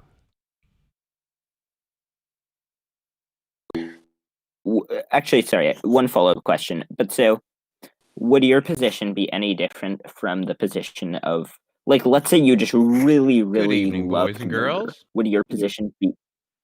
Would So your are you- position be So any different from? Are you animal Hitler? That's what he's trying to say. Are you animal? What? That's actually not what I'm trying to say. What are you saying? Is my position Wait, different sorry. from My what? question is, like, so would you say that if we would your position if we just replace the words eating a cheeseburger with murdering humans, would that be functionally identical? So, for example, would you, by the same line of reasoning, would you, if you enjoyed murder, would you murder? No, I wouldn't say they're functionally equivalent because I think that the level of consciousness is important. I think the animals don't have the same level of consciousness, so it's not as immoral to kill an animal as for humans, which is kind of speciesism. But I think it's still immoral to kill animals, and it's just more immoral to kill humans. Okay, but so would a person who's retarded or if a person who's in a coma doesn't have consciousness, would you be okay with killing them? I mean, dude, if you haven't heard this argument before, then Yeah, I have heard this argument before. Why are you interrupting? Sorry, go ahead. Yeah, wait, but so would there be any moral distinction between killing people who are severely mentally disabled such that their consciousness is at the level of a cow, and You said and cut out? oh, sorry. Would there be any difference between that and eating? Maybe, maybe not. I think that yes, I consider humans to be superior intellectually, so I consider killing even a retarded person to be more morally degenerate than killing an animal. But I don't see, like, eating a cheeseburger is immoral. So it's still wrong to eat a cheeseburger because they're animals and you shouldn't kill them. But yeah, I think that killing humans, because I value humans more, is probably more immoral based off their intellectual capabilities when operating at an efficient rate. We don't have to kill humans and eat them because we have cows, so we kill cows and eat them. Okay. Final question. So if you agree that it is immoral and you're a moral objectivist and you like to advocate for like doing things that you find to be moral and for making good political choices, for example, would you consider using your platform to advocate for veganism? Like, for example, going like having that be a part of your platform where you are ethically in support of veganism, even though you recognize that you're a hypocrite. And that's not like an ad hom, but that seemed to be your position. Yes, I do advocate for veganism. I think that being vegan is being moral. You should be vegan. We shouldn't kill animals. That is the good thing to do. I absolutely advocate for veganism and vegetarianism. I think it's definitely morally superior. I just don't care. I just like cheeseburgers. Right. So just to clarify my question was, would you consider using your platform, and for like you have a pretty considerable platform, would you consider using that to advocate for veganism more than you That do? he does and he has. I do. So my moral theory, which says any involuntary imposition of will is immoral, includes veganism. That's a question I bring up all the time. Is like, should we be vegan? Yes, it is moral to be vegan. You should be vegan. So I do all the time promote veganism and vegetarianism. It's not usually like something that comes up as often, but yes, I do promote it. You believe that it's immoral. You believe it's I just immoral. never heard you bring that up, but Do you believe that it's immoral to not be vegan? It's immoral to kill animals. Not being a vegan is immoral. Well, no, you can be a rock and not be a vegan, but just killing animals is immoral. wait, wouldn't a rock be a vegan? Because rocks do not kill and eat animals. Maybe I mean, I don't know. You can call a rock a vegan. I'm not sure if that works as a kind of terminology. But I think being a vegan, you have to actually make a conscious choice to do or not do something. I don't know if you want to call rocks vegans. It's a maybe not kind of situation. But I would say that I don't kill the animals. I only eat their meat. Does that make me? Well, you're paying for other people to do it because you're contributing to the market for animals. So, like, the same way that if you pay someone else, if you pay an assassin, it's still immoral. But they would be doing it even if I became a vegan today. They would still be killing No. So the principle of supply and demand is such that if there are fewer people who demand a product, less of that product will be supplied, because the amount of the product that's supplied is at the equilibrium between supply and demand. This can be demonstrated graphically, and it's something that no economist of any that no economist will disagree with. If fewer people consume animals, fewer animals will be slaughtered. Your choice to consume animals directly contributes to the slaughter of animals. And your choice to buy a sweatshirt also results in more Chinese children getting treated like shit in sweatshops. Based. I mean, although technically, I guess it's better the alternatives. If I may interject and just say, I think we may be discussing like what an agent decides to do individually, ethically, because in both these instances of the sweatshirt and of like the piece of meat, there are, you know, like you said, you denoted like Chinese sweatshirts, you know, well, you can always pick to source where you get your product, that's an ethical decision. So same with the meat thing. There are grades of meat, like let's say just to the vegan argument, there are grades of meat available at things like places like Whole Foods where the cow, if you look at like their level 4 of like their meat certification, they have like this 1, 2, 3, 4 scoring system. If you look at 4, it's a open range with like a certain minimum to the animal. Hey, I'm just making. Yeah. It's open range with a minimum certain amount of space for the animal, grass fed, mandatory, no antibiotic interventions that aren't needed. Is it moral to kill happy people? Let me see if I can interject. Wait. Let me just give an example. I think it's an ethical question that gets more nuanced. Let me answer the question here. So you can just wait for the cow to die. If the cow dies of old age and then you eat it, I would not see that as immoral. If a person dies of old age and you eat them, I wouldn't see that as immoral. So if you don't kill the animal, if it just dies of natural causes and you choose to eat it afterwards, that would not be immoral, even though you're not a vegan. So you can not be vegan and still not be immoral as long as you didn't kill the animal. That would be fine. Wait, so can I ask Tom? Wait, I don't know. Is your position that killing animals is wrong? Yes, involuntary impositions. Somebody else. Like I said, there's a more nuanced ethical Do you think it's wrong to Do you think it's wrong to buy like animals and eat them from a store that gets their meat from? I would put that in the same category as like what he said before about hiring an assassin to kill them for you, in the same general category. I wouldn't say it's directly immoral because you're not directly imposing on someone's will, but I would indirectly, yes. Do you eat meat? Yes. I'm not. Cheeseburgers, steaks, yes, love it. Meat is great. Okay. I don't quite like cheeseburgers. I think hamburgers are better. Tom, what do you have a problem with? Hang on, can I? I'm just kidding. Wait, I have one more morality related question that's about this. So TJump. So you said that there is no moral problem with eating a human being after they've died. So I would actually agree with you because I'm a utilitarian. But it seems like from your moral theory, there would be a moral issue if, for example, if a person feels strongly that when they die, they hope that their body will never be eaten, and then it gets eaten. It seems like it would be an imposition on their will to not. I would put it more as like a violation of their property, kind of like breaking into their home kind of a way. So it could be immoral, like if they specifically said, "Don't eat my dead body," and if they maintain ownership rights of their body, then it would be immoral to eat their dead body. Right. So I'm going to give you just sort of a specific hypothetical here. So let's suppose that you're living through the apocalypse, right? And in the apocalypse, you have like there are a bunch of dead bodies around, and you're the last human to survive. And all of the dead bodies. Something's going on with your mic.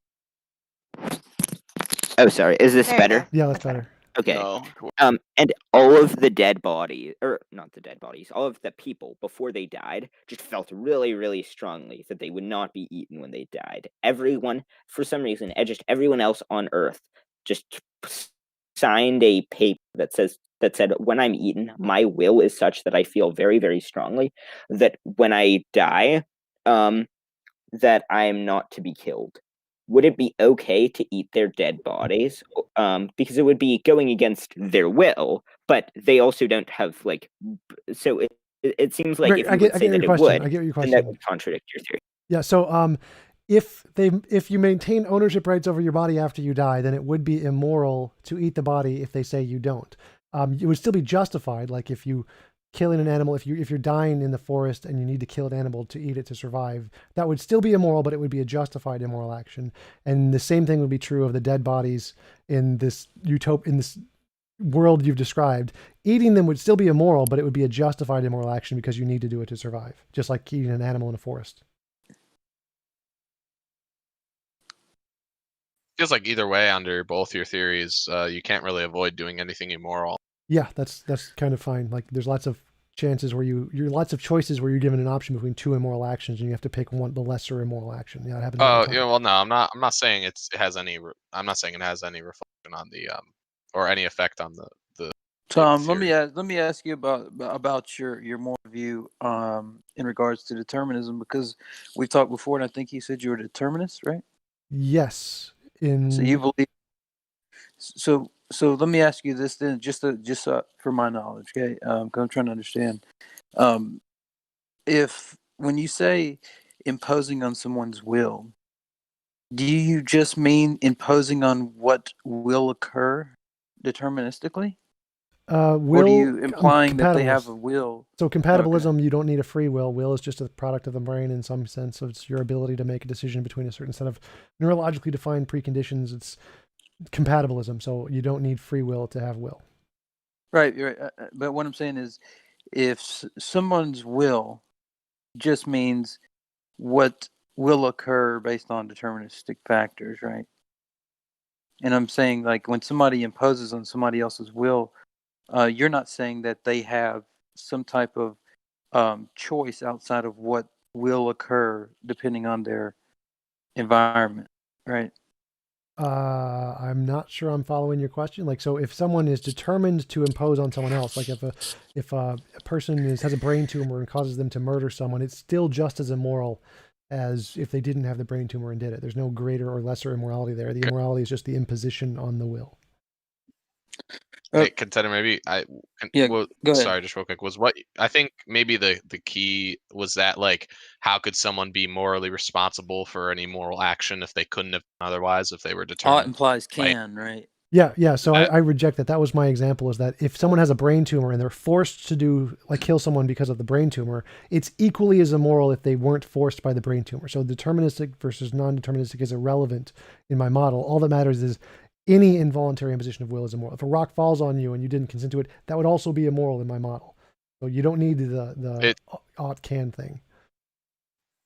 Do you accept that it's and this isn't whether it's true or false, but that it is counterintuitive to say that if an action of yours isn't based on the operative principle of your will, but rather it's based on, like, antecedent conditions that were out of your control, that it's sort of counterintuitive to say that would be if you couldn't have done otherwise. Right. You wouldn't be culpable for it. It would be the brain tumor would be culpable. The brain tumor would be the immoral person or the immoral thing, not you, but it's still immoral. So the immorality is the same. It's just who is attributed the immorality, it changes. So like if a rock falls on you, the immoral thing there is nature. Nature is immoral because the rock fell on you without your consent, even though no agent caused it.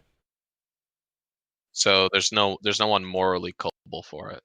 No, it's just nature in that case. I don't know. I don't know. It's kind of, again, that's another one of those counterintuitive notions. I don't know if you would agree with this, that, like, nature, I mean, I guess you're not saying nature's immoral, but that there could be any moral action done without any moral culpability assigned to any agent. I mean, that just seems Yeah, weird. you're right. It is very counterintuitive. That's one of the counterintuitive conclusions of my moral system. Yeah, I'd say nature can be immoral. Like if you compare 10 different worlds and they have different levels of involuntary imposition of will, like in one of them, rocks can fall on you and you die. And in another one, it's kind of like a matrix kind of a world where if rocks fall on you, they just go through you like ones and zeros. That world where the rocks can't fall on you is morally superior to the one where the rocks can fall on you. So I think that nature worlds can be immoral or graded as moral and more immoral. And yes, that is counterintuitive. Well, Tom, let me ask you, let me give you a situation, right? Let's just say, so there's not free agents, right? There's beings in the world. Let's say you're hitting a golf ball, and there's a golf ball on the green, okay? And the golf ball hits the other ball and imposes on its will, right? But it was because No. of Wait, deterministic factors. So you're saying Go ahead. there's two golf balls and golf balls have will somehow? Because to have will, Well, that's you have what to you have, said about will, right? You said that will doesn't necessitate agency, I think. yeah, will doesn't necessitate agency. It does require consciousness, though. Both golf balls don't have consciousness, as far as I know. Okay, so okay, so let me ask you this. Say that the will of the player 1 doesn't want the player 2's ball to strike its ball, right? And just because of deterministic factors, the ball bounces that way because it hits a rock, let's say, and strikes that player's ball. It was kind of out of the other player's hand, but it still imposed on that player's like goal, right? So I'm just saying, like, would that be immoral? No, because they consented to play the game where the rules include that as a possibility. So they've already consented to that prior to So playing even the if game. it imposed on its will, No, it because it doesn't. can't impose on their will because they have to have consented to play the game. If they didn't consent to play the game, and there's just a guy on his own in a golf course hitting a golf ball, and he doesn't expect anyone else to, and someone else does, hits on the same green and knocks his ball away, then yes, that would be immoral. But if they're playing golf and they accept these rules that can happen, and it happens, then no, that wouldn't be immoral. They would have already consented to that. But you're saying if that were to occur, let's say between just two people, even if it was the determining factors that influenced the reason why someone's will was imposed upon, it would be immoral, but not chosen. Yes. So again, any involuntary imposition of will is immoral. So if it's my golf course, my car, my ball, and no one else is allowed to be there, and someone else comes in without my consent, or an object comes in without my consent and damages my stuff, yes, that's immoral. Just like if a rock falls on you. If an asteroid hit my house, I would consider that immoral. Yes, it damages my will. Is a baby being born in a moral? Because No. it seems to be that the baby didn't. So is it because the baby doesn't have a will to? Yeah, like the baby would have to have a will and say, "I don't want to be born," and then it would be immoral to have him be born. Well, I wouldn't have to say it though. I mean, right? I mean, Right, you're you'd more have to feel moral. it. We Okay. We'd have to potentially What know if how. what if when they turn, I don't know, maybe when they turn 8, at that point they still didn't choose to be born. Maybe so like they would have to say, "I don't want to be born." At that point, it doesn't really seem to be about the imposition of, because when you do things with the baby, you are imposing your will onto them. Yes. Right. I mean, because they don't have. Well, I mean, I'd say babies do have a will to some extent, like they have desires and things. Which is imposed upon, right? Because let's say a baby wants chocolate, like it's grabbing for the chocolate, and it really wants it, and because the chocolate's bad for the baby, I take the chocolate away. I mean, you would actually say that that's immoral. It might not be as immoral if I let the baby eat the chocolate, because then maybe they die or something, or develop diabetes later on from eating too much chocolate. But it would be immoral on your view to actually take away the chocolate and not let the. Yeah, so given the option of having a baby who wants to eat chocolate, giving it the chocolate or not giving it the chocolate, there's two options. One is that you give it the chocolate and reality imposes an imposition on its will and kills it, which would be really immoral, or you don't give it the chocolate and it doesn't die, which would also be immoral, but it would be the lesser immoral of the two. Right, yeah. I mean, I grant that. I see that. But I mean, again, it's like really I don't really see any reason to believe that taking away a Hershey bar from a baby is immoral to any degree. Yeah, are you pro-life, Tom, by the way? No, pro-choice. I think that killing a baby is immoral, but forcing a woman to use her body without her consent is also immoral. So again, it's just the lesser immoral. But aren't you imposing on the baby's will if it's at, like, let's That's what say I it's was a 9? wondering. If it has a brain at some point, then yes, you would be, and that would again be immoral. But the woman isn't immoral in that case. It's nature for forcing one person to be. Wait. So if she's the one who gets the abortion, knowing that it has a brain, she's not morally culpable for killing. Nope, because she wasn't morally culpable for it being there. Something else put it there without her consent. What? Okay, so let's say I wake up in the morning and there's a homeless person chained to my coffee table that I didn't consent to be there, and then I shoot the person. Is that immoral? Am I morally culpable for shooting? You can kick them out of your house and they'd be dying from winter or whatever. Then Right, no. which is what you do with an abortion. Yeah, Right? I mean, you kick again, them out of your It body. is immoral. I grant both are immoral, but no, you're not morally culpable. Whoever put the homeless person in your home is moral. It's like the violence. Wait, no, well, I would say, wait, hold on. You're still morally culpable for shooting them. Can I just interject as a medical doctor? Yeah, go ahead.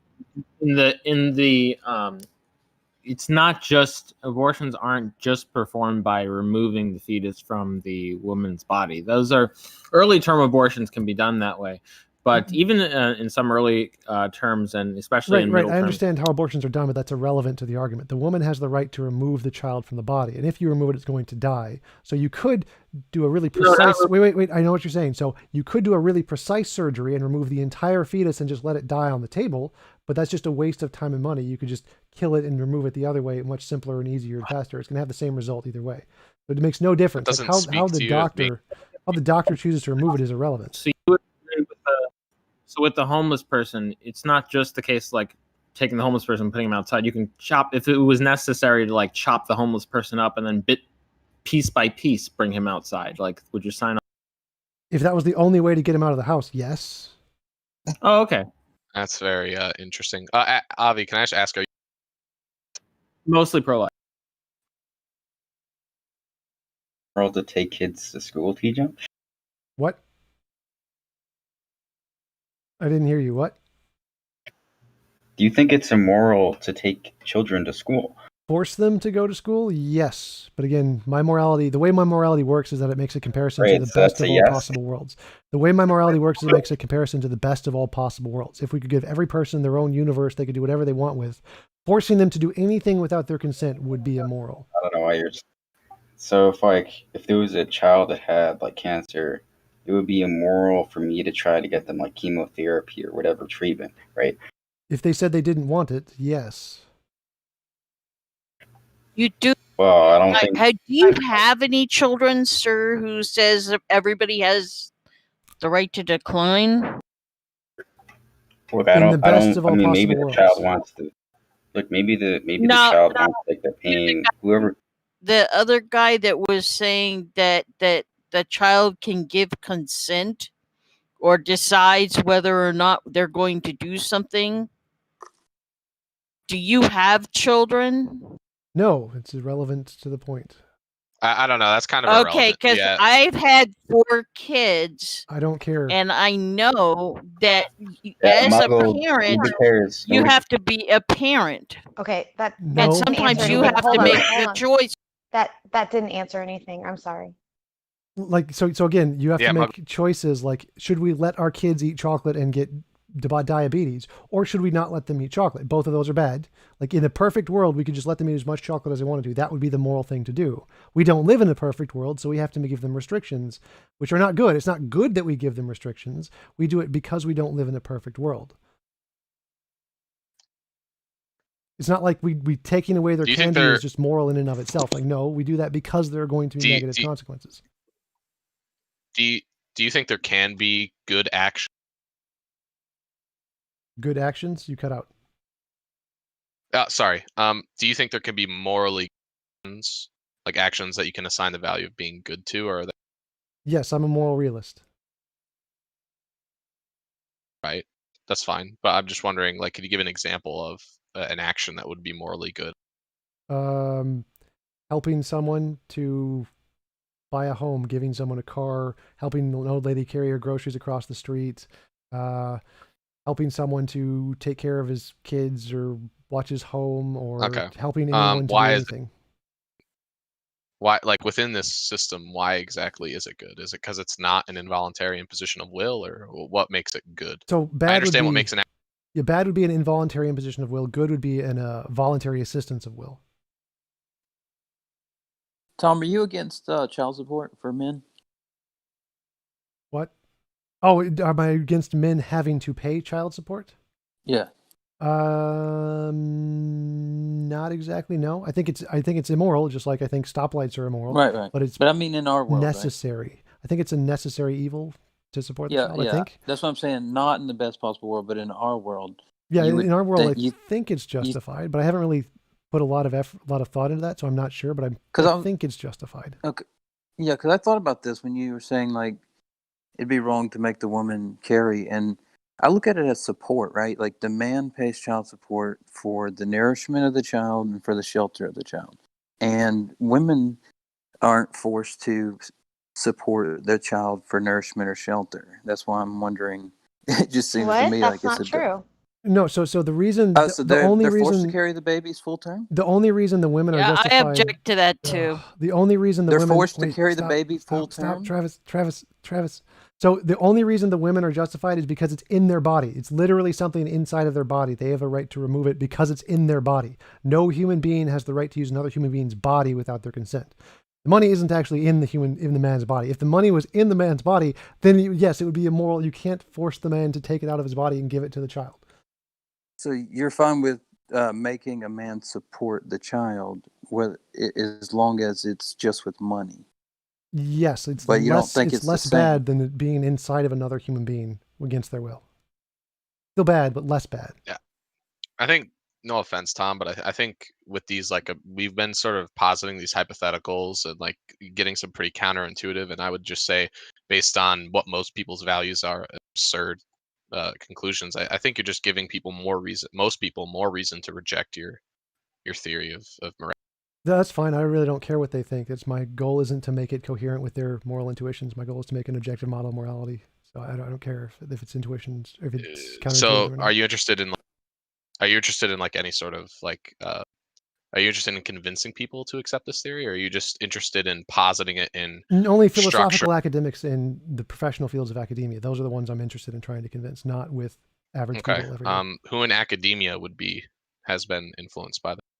Well, that's kind of the goal of me publishing it, which is what I'm working on. The goal is to affect the consensus, not to affect people who think intuitively differently. I mean, I wish you luck on that, but I don't think I don't think any academic. Well, that's nice because I already have a Well, publisher. That's Sam nice. Harris has a similar idea. Yeah, in many ways. With the moral landscape and all of his arguments that surround it. It's a similar. I think it's a lot. Yeah, but there are differences. I don't disagree with that. So appealing to differences isn't the point. The point is that TJump is trying to provide an objective metric for which we gauge morality, instead of just appealing to one's emotions on the topic, or appealing to authoritarian rule of a non-existent or at least not manifest thing that tells you to be moral and just following those orders. He's providing an objective metric, and I don't see that as something that the academics wouldn't be interested in, considering, like I said, Sam Harris has already written a book that does something similar. Oh, I mean, they're both trying to establish an objective moral framework, but I'm saying the frameworks are radically different. Like I'm saying, They like, are. I don't think Sam Harris. Yeah, like I think we would agree. Sam Harris wouldn't say that a rock falling on your toe is immoral. It's unfortunate, but it's not immoral. I don't know if he would use that language, because his metric is different than TJump's metric. Right. So I'm not giving like a comprehensive defense of my definitions here. I'm just giving you my definitions. Like there are arguments about why this is the case and justifications for this, which are supported logically, and you can find those on my channel. I'm not presenting those here to try and convince anybody, but there are those that can work, and philosophers do consider them to be reasonable. Can you direct me to one of your? Do you have any like specific videos that defends this thing? I have a playlist on my YouTube channel about my moral theory. I don't remember specifically which ones are there. There's a number of them.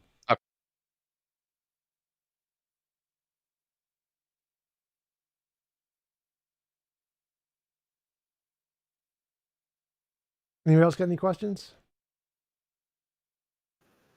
Do you think children can consent or can have a will to impose? In some cases, yes. In some cases, no. I think in the best of all possible worlds, then every conscious being should have the right to consent necessarily. I think that in a world that it's not necessarily the case, they don't have this level of biological development, which I think is not good, which they should. Right. So if there was just like some 5-year-old that happened to have cancer, as like said before, and I really wanted to give him like chemotherapy or some kind of treatment, right, to heighten their chances of surviving, is that an immoral thing? Again, so my morality is based off of the best of all possible worlds. In the best possible world, they could just snap their fingers and get rid of the cancer, and so forcing them to get chemotherapy against their will is immoral. Yes, you should not do that in the best of all possible worlds. Yep. You said that children don't. Wait, so do you think children have wills to express? So again, my moral system of what makes something moral or immoral is, would it be moral in the best of all possible worlds? If yes, it's moral. If no, it's immoral. So in the best, so you take every one of your examples. You take any example you give, you have to put it in the context of the best of all possible worlds, and then answer the question: is it moral or immoral? So, in the best of all possible worlds, Look, I just wanted to know. I know I'm I just answering your wanted to questions. know I'm answering your if question. children can justify. Yeah, but I know I'm answering your question. T-Jump had already answered something similar earlier in saying that there are sometimes necessary Okay, I was evils, gonna go for it. right? Sometimes there are necessary evils. Like this is the lesser. That's not an answer. Yeah, I'm saying he answered this already, and you must have missed it. So again, Look, well, to look, answer your question, what I was just morality asking is, if what children can express wills. yeah, okay, that's great. You've already answered that, and I answered it many times already. If So they're is that a yes? biologically, there are certain brains that do not have the ability to have consent based off of our definitions of consent. Yes, is that a yes? No, that's certain levels of we don't consent until they have He's like not 18. even answering the question. What the fuck? Why are you dodging the No, this is a literal Well, answer. maybe he thinks Please there's pull your like head out of your some ass. children. The Maybe, reason maybe, children do not like have maybe consent. he Stop thinks talking. that Stop like talking. some Stop children talking. that can Stop express stop wills and talking. some Stop children that talking. like can't express wills. Stop Is that what you're talking. saying? Stop talking. So now shut up and let me answer without interrupting at all. Again, the reason we have consent laws is because we don't consider certain levels of intellectual development to be reasonable to give consent. Dude, That's quit the answer. interrupting, you fucking spurg. Go ahead. So again, the answer was we do not consider children to have the ability to consent because of biological limitations in their development. That is the answer. Yeah, so it was just pretty straightforward with the earlier question that I asked. No, that's wrong because the earlier question was Just about let him talk. morality. T-Jump, just T-Jump, just let him talk, and then you can go after. I promise. Yeah, I'll try to be quick. So you would think that it's immoral to give like some 5-year-old chemotherapy for cancer, right? No, moron, I already answered this. Any question about morality, you have to put it in the context of the best of all possible worlds. That's how you answer whether it's moral or immoral, which is why I answered that the first time, because I already understood what your question was. If in the best of all possible worlds, where every being has consent, there is no children with no consent, every conscious being has full consensual rights, forcing them to do anything without their consent is immoral, which means it would be immoral because it's immoral in the best of all possible worlds. It's a justified immorality in our world because not everyone has the ability to consent. So it would still be immoral, but it would be a justified immorality because it would be less bad than the alternative, which is letting them die.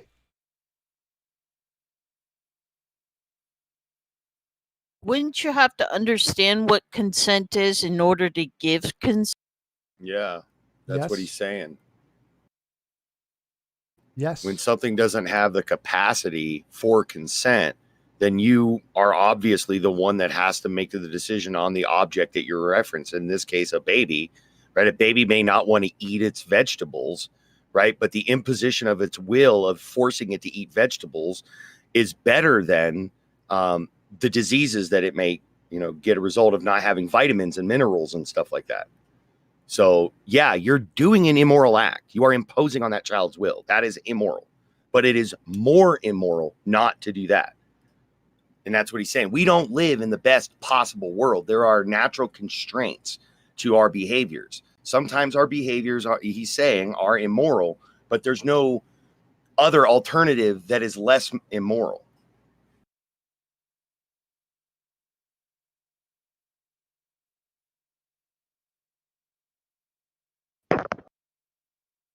I think if you understand it that way, then you don't need to ask him 1,000 different examples. You can just plug and play. Yep, pretty much. You got it right. Yeah, T-Jump. So let me ask you this: why is non-imposition of will the best possible world? Is it just because it seems like it is, or I've is there made some? lots and lots of arguments for that in my videos on objective morality. I don't really want to try and go into them now. Okay, I was just wondering, like, if you chose a different standard that's the best of all possible world, would that be a defeater? No, again, I argue that mine has justification. It follows from moral intuition and moral progress. It explains the data the best.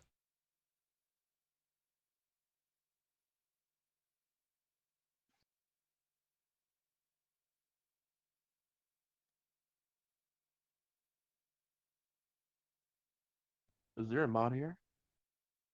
Yeah. Yeah. Is there something going on? I can't hear. I can't hear anything either. Oh, okay. I thought someone. Okay. No, that Yeah, was me. TJump, you broke up real bad right there at the end. Jonathan, you probably can't do it, but let me just see if you can. Could you move me to mellow, whatever?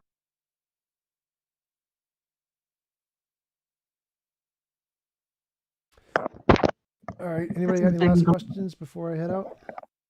Oh shit. Oh yeah, TJump. Just one small. Go ahead. Jump. Yeah, I can hear you. How was your discussion with a godless girl? I had two, I think. The first Right. one was How'd it go? fine, I guess. Like, it's just normal godless girl, not as bad as Darth Dawkins or Batman. Oh wait, really? Mr. Batman. Yeah, totally. Batman's a false prophet. There's like a Right. That's right. There's That's right, like man. And you go, Jonathan talks. That's now, right, man. Brian- Get the.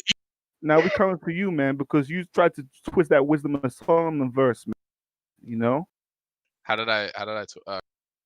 Nah, you trying to run away serpents. We know Thanks who for you- coming, T-Jump. We appreciate it, or at No. least I do. Yeah, it was cool too. I Jump. have the I wages enjoyed of asking righteousness, about your man. theory. I have the wages of Okay, righteousness, the and hustler, I ain't gonna help. The hustler, shut the fuck up. The hustler, please. Yeah, the hustler, just. Yeah, all right, guys. Thanks for having me. It was a lot of fun. I enjoyed answering the questions. Happy to come back whenever for more questions. See you later. Cool beans, man. See you next time. It was really. Mm-hmm.